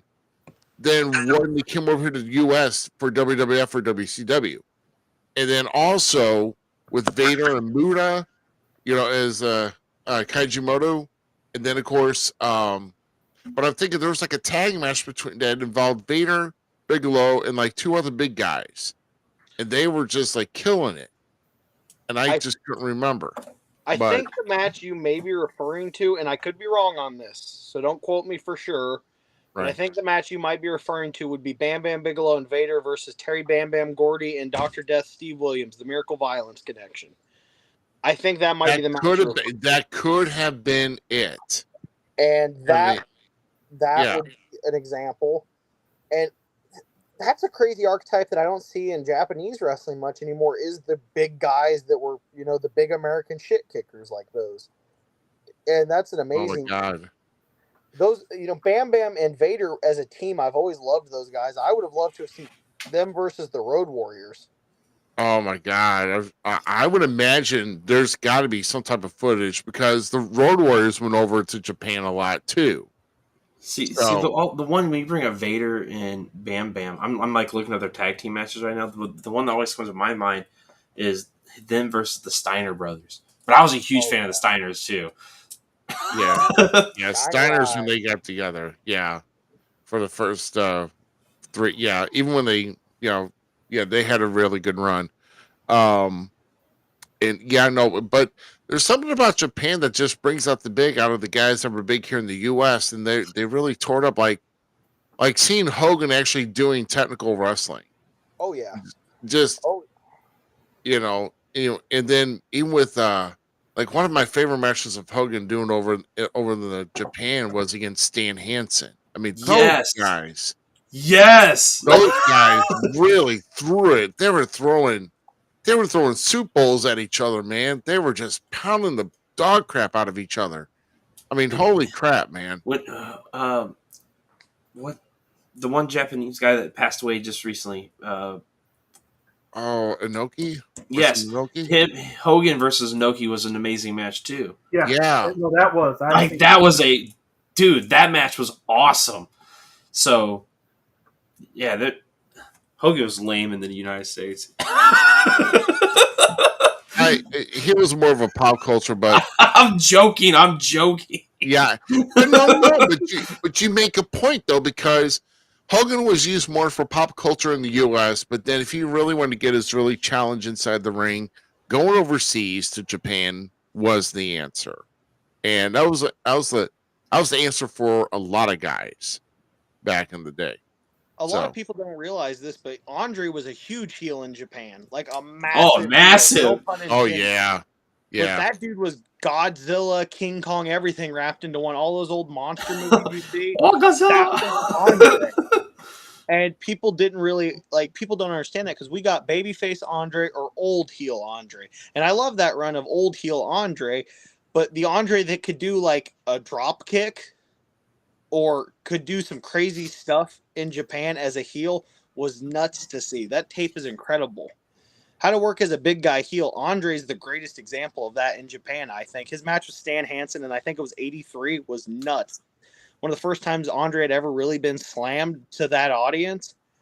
It made Stan Hansen an icon for the next 30 years in Japan, to where he can't walk down the road without being recognized now in Japan. So stuff like that, people don't realize that only have what I would call an American or Captain America complex towards wrestling, which I love American wrestling. I think it's, one of the greatest styles there is, But you have guys, and I can see Mr. Herb Simmons just said on there, Bruiser Brody, a heel, a great heel. The fans ran from him because they were scared. They knew that King Kong was coming to kick their ass. Get your children, get your wives, and move out of the way. Like, that was the way that they went with Bruiser Brody and Andre and Hanson even, and Hogan you mentioned. All those matches are incredible, and you get to see the difference in the gears that they would go into for wrestling in Japan. It's kind of nuts to see. It's funny to watch Hogan in green gear too. Yes, because the Inoki match, he's in green gear. If I remember right. I've always thought an underrated Hogan look was the black and yellow he wore in the one Japanese match with, I think it was Tenryu was the match. I can't remember which it was, but I saw that, and I've always loved that gear. Always thought it looked really cool.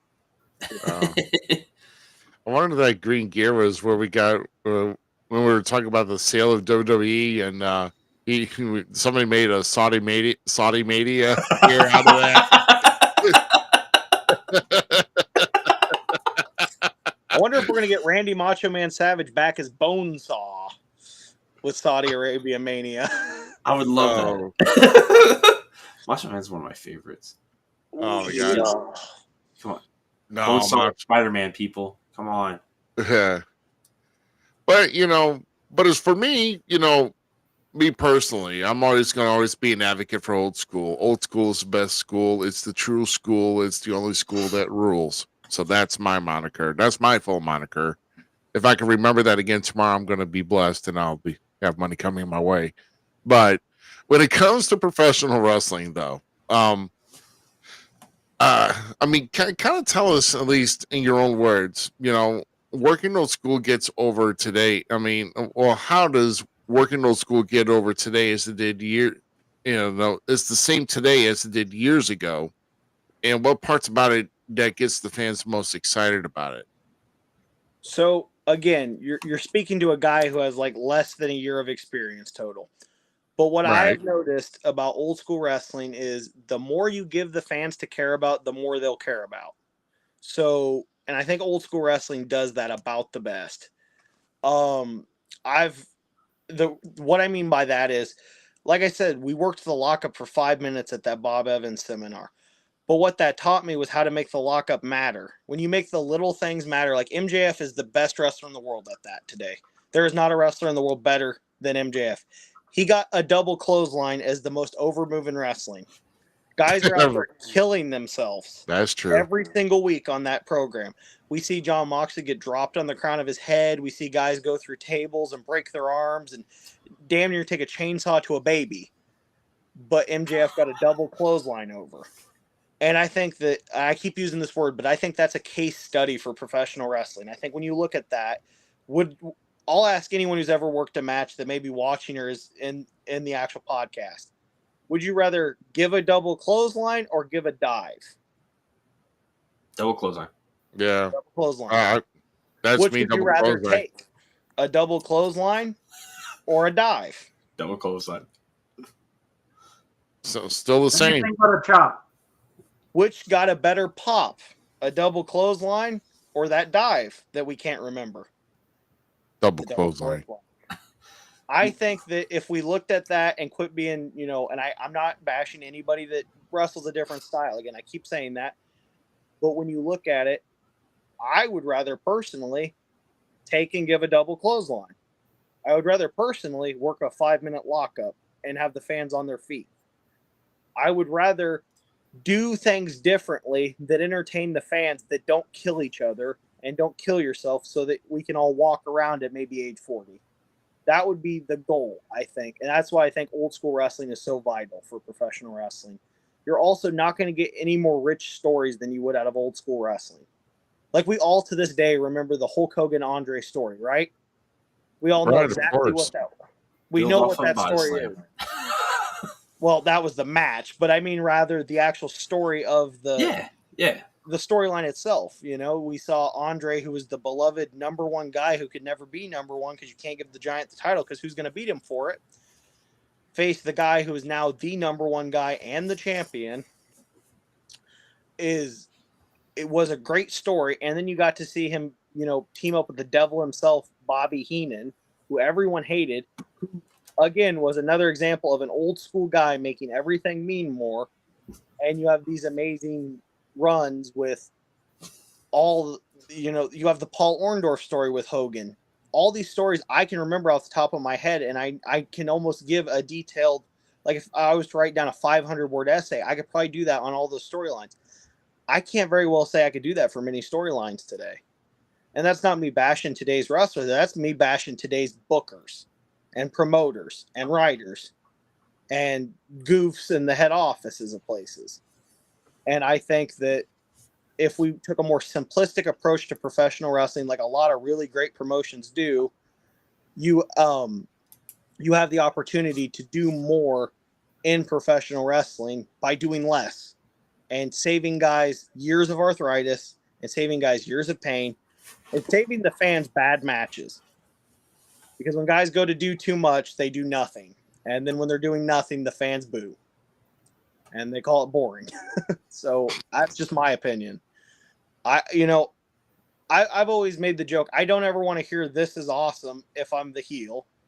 I want fans trying to stab me.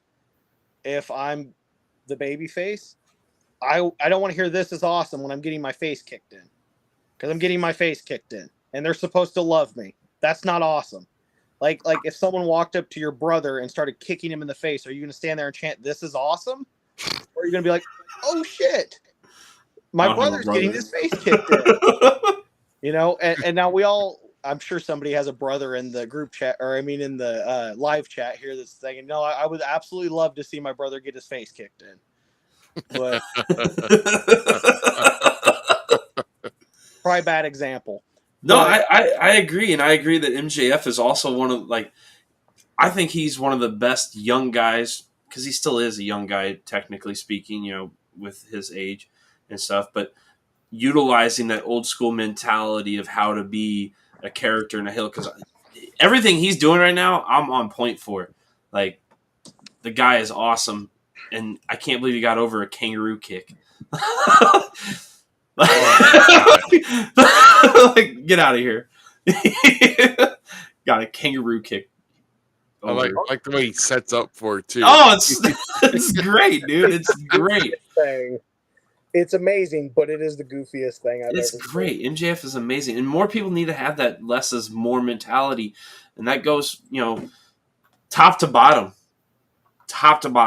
everyone in there, refs, player, everyone. Less is more. Oh, for sure. And I think, at least personally, that if every wrestling school in America and the world over taught, a simple lockup for the first couple days of class, simple chain wrestling like I learned at Dr. Tom's, those things would be so much better. And so those things could get so much more time, in my opinion, in matches, so we don't have to kill ourselves to get the smallest of pops. I saw earlier in the chat, Herb Simmons said a pop is 10 seconds, just 10 seconds. And that is the perfect way to put that. You're risking years of your health and your body for 10 seconds. And, if you make the 10 seconds matter, that's great, but that is just 10 seconds. And so if you can get a 10-minute match where fans can remember 3 things, I think you're having a successful 10-minute match. I had a match at Rugged Pro where I used a spot that I thought up with Mike Mondo. And what it was I grabbed a headlock on a guy. And I was the babyface, he was the heel. He was a chicken shit heel. I'm the dominant big cowboy guy, right? And I grabbed a headlock. And he would go to reach out to the middle rope with his foot. And I would pull him back to the middle. And he'd go to reach out to the other middle rope with his foot. And we did it all three sides of the ring. And then on the fourth, he put both feet on the rope, right? And so I'm holding his weight up, but his feet are on the rope. You guys see what I'm saying here? Mm-hmm. And I dropped him on his face, and the pop in that building, every person was standing that I could see. And all I did was drop him on his face. A perfectly safe move. We did nothing. It lasted for about a minute, and the fans were going crazy. And then when I followed it up with a drop kick, it was less of a pop. Even though my 320-pound ass did a drop kick, it got less of a pop than the face plant did. So that's when I was like, oh, well, that's a lot easier than that drop kick was. I'm sore the next day from that drop kick, but I'm not sore from giving him a headlock and dropping him on his face. That didn't hurt me at all. That didn't hurt him at all. That was easy. I want to do more of that. Let's get that pop for doing nothing. Fans remember that spot now, too. I guarantee you that was one of the most different things they had seen all night. And I'm not trying to brag on myself or say I'm a genius. Mike Mondo and I came up with that together. That's all Mondo's credit for as far as I'm concerned. But stuff like that, I think, really makes professional wrestling memorable. Because at the end of the night, we're indie wrestlers. We're not mega stars. We're not the guys they see on TV a lot of times. But if you can be the one person they remember for the one thing that they remember on an entire card, you did something. And you probably sold a t-shirt while doing it. You can't argue with that. Not at all. Perfect mentality, man. I love it. And by the way, no, here at Falls Count Everywhere, we brag on ourselves. So give yourself more credit, my dude. You all have a mindset. You have a guy right now, Herb Simmons, right there. We all three think very respectfully of that man. He's done a lot in the St. Louis area, in the Illinois side of the St. Louis area too. The dude knows his things. So we listen to him and we absorb and suck in. He's already said maybe you and Ruby, down the road at SICW. So we're sold on you, man. You have a great mind for the business. And as I'm not young. I'm older than you, obviously. But I got into the business 4 years ago, 3 years ago, something like that. No, it's been longer than that now. But whatever. Not long enough to these two gentlemen with me, but it's nice to see another one of us that remember how, even me growing up in the Attitude Era and stuff, how wrestling was done and stuff, and the inner workings and why it was cool. And when you listen to those guys even talk, they say the Attitude Era worked because they were all working together. Matt Hardy, Jeff Hardy's talked about it. Triple H talked about it. Mick Foley talked about it. They all worked together at that era, and that's why they were able to beat WCW. If more companies just worked on themselves together and just progressed, it would be great. And then we could share in this and here's this guy for a while. And we could do it the old territory days and still keep that old school alive because we need it, man. Slow it down. I'm with it. Make some money is what you mean. Yeah. I think so. I really do, man. Make some money. I really do. Sell some tickets, sell some t-shirts. I believe it too. I could feel it just being on this podcast. You guys have been so great.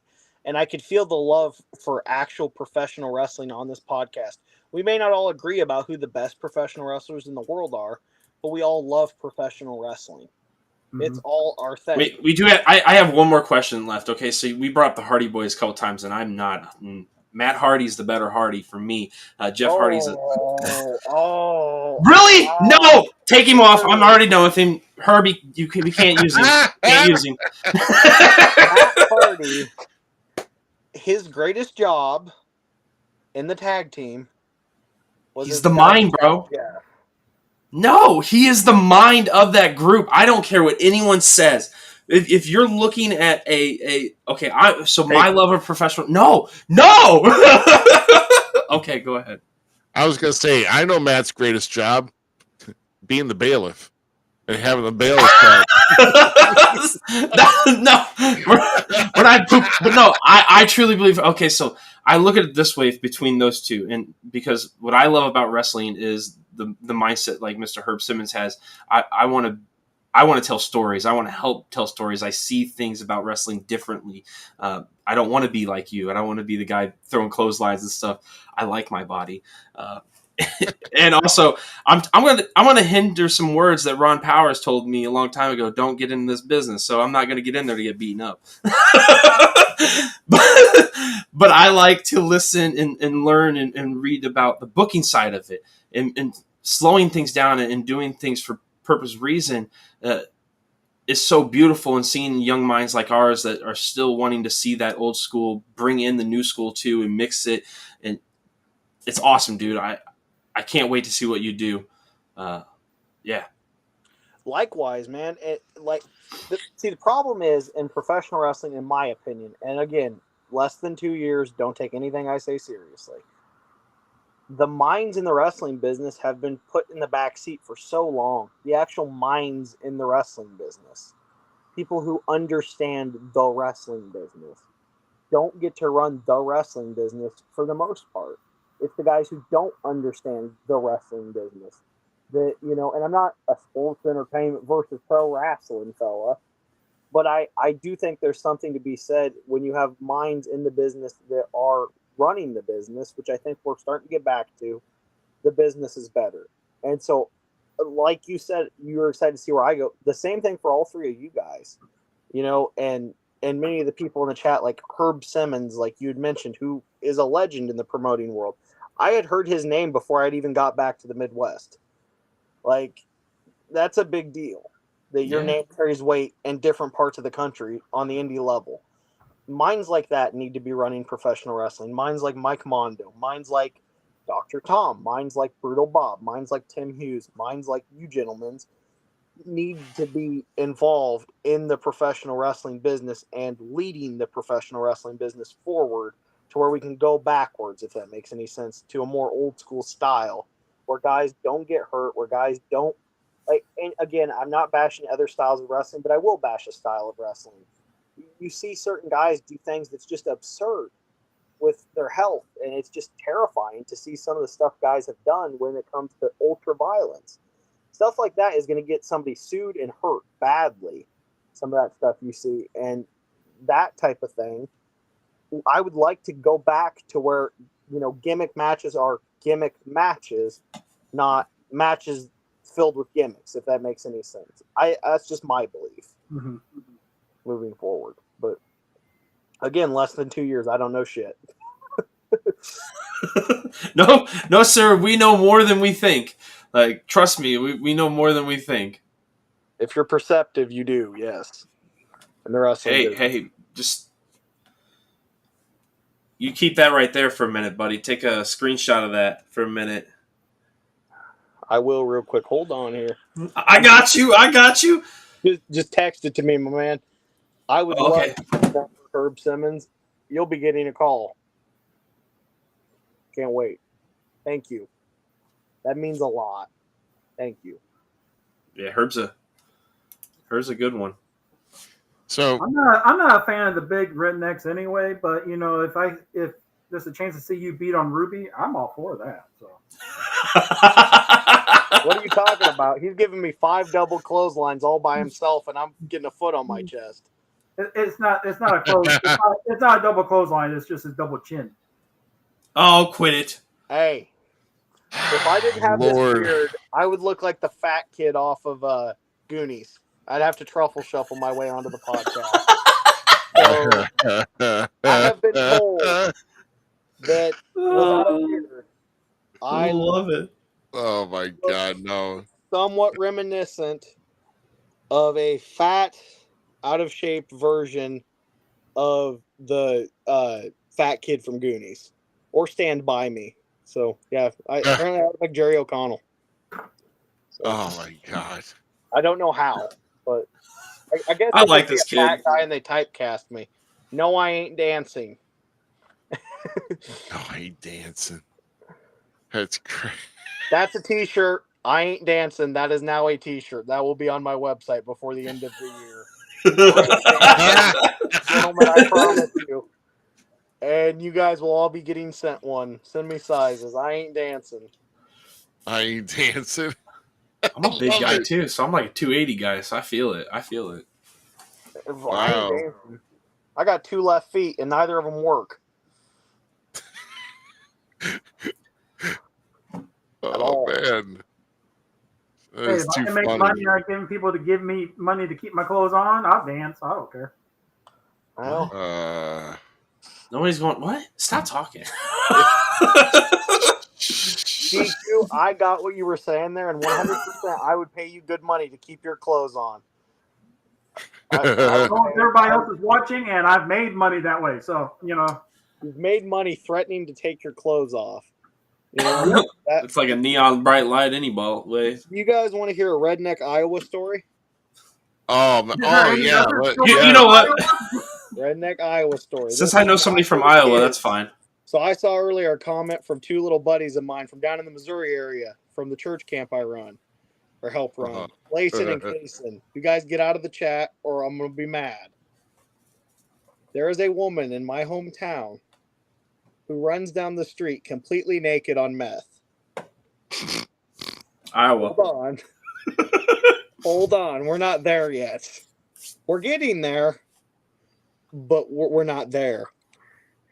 This woman goes down the street wearing just tape over her everything and walked into Walmart and was curious why they wouldn't serve her. And they tried to use the no shirt, no shoes, no service. And she said, and I'll never forget this, I heard this secondhand from a person who's working there. It says no shirt, no shoes, no service, not no nothing. That is how white my trash is. That is where I'm Oh, idiots out wandering around. Oh, yeah.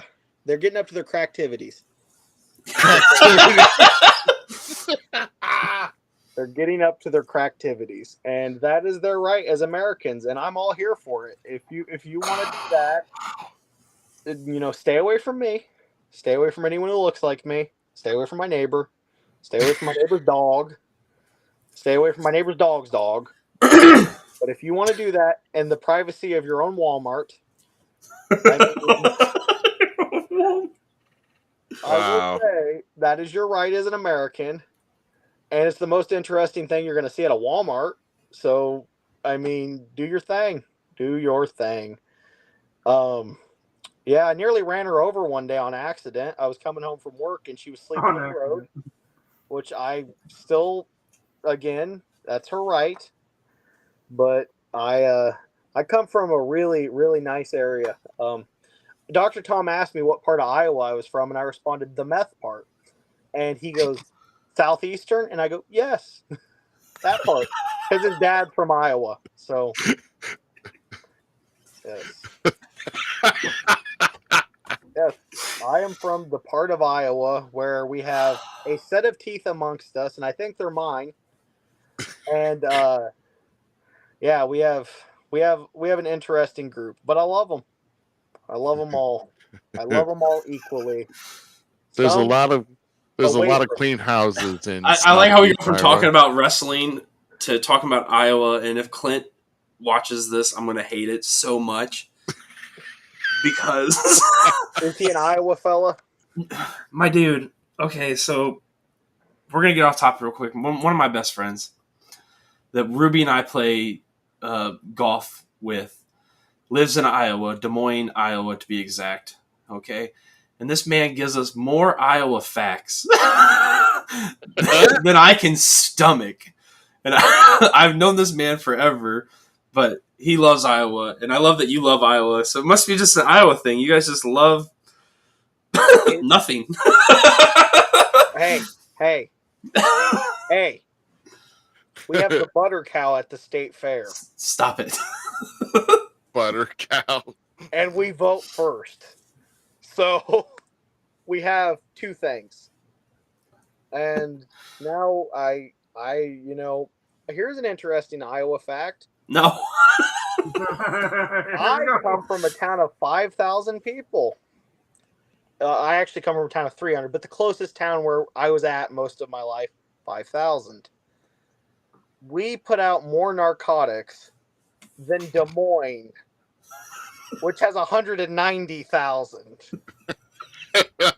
And I'll tell you what, the ruthless toothless are out and fierce. They are gun biting and gunfighting all day. Oh my god, dude! Oh my god. And the ruthless toothless. Those are just the hookers. Oh my god! I heard hookers. I said ruthless and toothless. Those are just the hookers, really. Oh my god, we're getting off topic now. It's been a great night. Oh my god, yeah, the greatness that is Iowa. I mean, you want to keep him around for the last topic? What's Yeah, up? We'll stay around for the last topic here. I mean, Sure. it's just something real quick here, but one thing I just wanted to report here that there's just some other stories going on here. Well, actually, Jim Ross has taken a leave from AEW, indefinite leave, because he's actually in treatment for skin cancer now. He's only been announcing the main event for AEW Collision, but he's even taking time away from that. So, in because if you're hearing reports that, well, no, Jim Ross has left AEW for other reasons. No, no, no. The man he needs to care for his health. And if you need to battle any kind of cancer, your focus is on you to get better no matter what. So, yeah, good old JR's been around for so many years. He's given so much to the business. So the man is, if he goes anywhere, if he comes back anywhere, he will go back to AEW. So, but talk about a mind of the business right there. I would have loved to sit under his learning tree. Oh yeah. Oh god, the man has got a tons of podcasts on his library. Yeah. I watch like all the time. Like I've rewatched some of his episodes too. I re-listened to actually. Yeah, but no.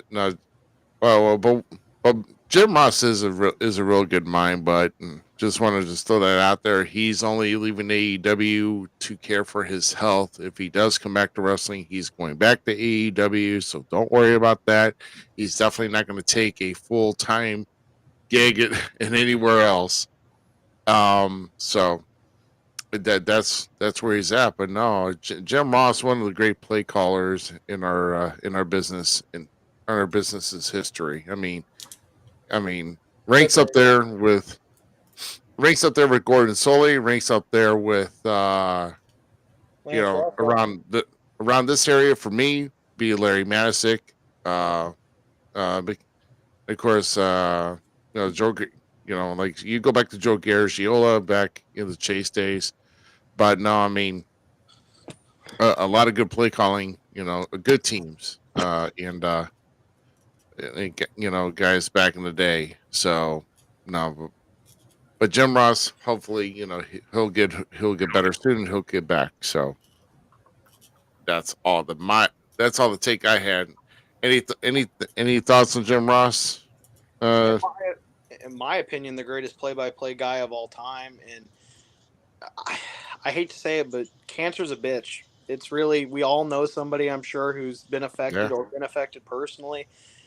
It's one of the greatest evils our society knows is cancer, unfortunately, and it's just a sad deal. So I'm praying for Jim Ross to, pull and I hope we hear his voice at least one more time in a wrestling setting. He's great, and I think in recent years people have kind of forgotten that a little bit, but he's amazing.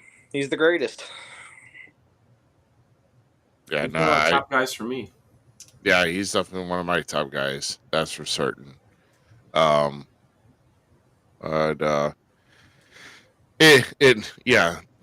the dreaded C word is definitely tough. And but like I said, just prayers and good thoughts. Keep good positive vibes, and if it's meant to be, the Jim Ross will be back. But if he retires, nothing but a happy retirement. Some things have to go for certain reasons. So if it's the end of his tenure, then let him relax. He's done trust me, he's done his time in this business. Especially he started out in Mid-South, then going to then go to the UWF, and then eventually coming back in with Crockett in the NWA, and then of course after that WWE for the longest time. So but yeah, I mean, that's all I've had. That's all I pretty much wanted to touch on as far as anything notable newsworthy anyway. I don't know. I don't know if there's any other news that's kind of notable to even talk about in the world of wrestling. Not anywhere. No, I mean, nothing really. No. Am I allowed to ask a question, guys? Sure. Heck yeah. My favorite wrestler of all time is CM Punk. prepared for the chorus of boos, whoever's that. But is he the devil, or is he at Survivor Series, or is he done? I don't think we've seen the last of him in the AEW, but I've also said that from day one. I thought it was a work. The thought of him joining Survivor Series would be amazing. Where do you go with him? How does he go? WWE's already said that he's a no-show. He's not going to be there, period. So I would at this point we say he's done, but wrestling is a never say never business, and I personally think he's the devil. If not, it's Jack Perry. Oh, ew. No. Listen, gentlemen, this is not against Mr. Jungle Boy Jack Perry or whatever he goes by, but I would rather watch my grandmother, who is 70-something years old, get ran over by an 18-wheeler and backed back over than that be the case. Like, that would be awful, in my opinion. So you're not a Jack Perry fan. Okay. Yes, I am not a Jack Perry fan. I think it's CM Punk. It makes perfect... It makes greatest storyline of all time, in my opinion. It's going to be... It would be one of the best storylines of this era, if pulled off correctly. But perfect. We'll see. We'll see. Especially, could you guys imagine if the lights go out like they did at All Out 2022? The lights go out. The voicemail plays like it did in All Out 2022 with MJF when he returned. It's the same exact words. Go ahead and rewatch that return from All Out. And then it's the famous CM Punk line. The greatest trick the devil ever pulled was making you think he did not exist. And then Punk taking off the devil's mask and that iconic music hitting. And we get babyface MJF versus a heel CM Punk. A full-scale heel CM Punk. I don't know what to do with myself at that point. I agree. I mean, there's also theories that it's Adam Cole, so be careful. Boom. Be careful. You never know. Tampered expectations is the key to life, I've heard, so I best get used to the worst possible scenario. Jungle Boy Jack Perry as the devil. I don't know what to do with myself. One of my favorite down my barn. So talking about AEW real quick, we kind of dogged them earlier about ticket sales, all that kind of stuff. One of my favorite storylines right now they have going on is 100% Neck Strong, Roddy Strong. No neck November. No neck November, bro. No neck November. And I'll tell you what, if that is not on a t-shirt, whoever's running AEW's t-shirt department, I think it's one of the Young Bucks' wives, needs fired. And/or strapped to a chair and beaten in the pale moonlight with a hammer, because you are missing all the opportunities at that rate. Actually, the company Pro Wrestling Teases were doing their shirts, actually. I thought she was involved in their merchandise some sort of way. I remember, if I'm right, she helps with it. I know she doesn't make the shirts, but I mean that I remember when AEW was a thing, they announced it's a family company. The Bucks' wife, one of them, I don't know which one, apparently runs merchandise. What her background is in that, I don't know. Maybe her resume started out with "I'm a Young Bucks wife." So I think that's what Brandon Cutler's resume started with. I was their best friend. No, their wife. One of their wives. I think he put that on there also. I don't know. I loved Brandon Cutler. He's my favorite thing about the Bucks. I mean, being a person's favorite thing about the Young Bucks is like being the nicest guy in prison. It's not that hard. I'm just saying. Where can we find you? What upcoming events? Anything? So like I said, I'm taking some time off. I'm excited to start in Missouri. You could see me at Absolute Pro Wrestling APW out of Waterloo. I'm intending to be there several times throughout 2024. I'd like to go back to Rugged Pro Wrestling. I have some unfinished business there with several different guys. I have spoken with Central Empire Wrestling in the past, Austin Bayless up there in Ottumwa, the closest promotion to me. And we've discussed potentially coming in there in the past, so I don't have any official dates for them, but I'm always open to working with them. Madhouse Pro Wrestling here in Iowa, I'd love to work with them. We've discussed in the past coming in, so it's all as they say up in the stars. We're not sure yet, but I haven't made a point to put together my 2024 dates yet, but you can see me all over the Midwest. My intentions are to be in Wisconsin, Minnesota, Nebraska. See, here's the thing. People get confused. They think stuff on the other side of the Mississippi is the Midwest, and it's not for the most part. So I will not be in Indiana. I will confirm that to you, gentlemen. I will not be in Indiana at all. I will drive around that state if I have to. Yeah, so I have contained myself the entire podcast, and it is getting late, so I will stay away from saying anything about Indiana further, other than they are as Midwest as I am skinny, and they are not. And so to hell with Indiana, to hell with Bill Goldberg, and to hell with Jungle Boy, and he can't be the devil either. Oh God, that's a good way to take us home. Oh my God, yeah, no, but Aiden, we thank you very much for joining us here tonight. You know, great stories, great insight. I mean, definitely wish you nothing but the best. And you did get down to SICW, and they happened to put you with me in the ring. Well, hey, we'll have to see how things work out, right? You know. Yes, sir. I'm not a small guy myself, so.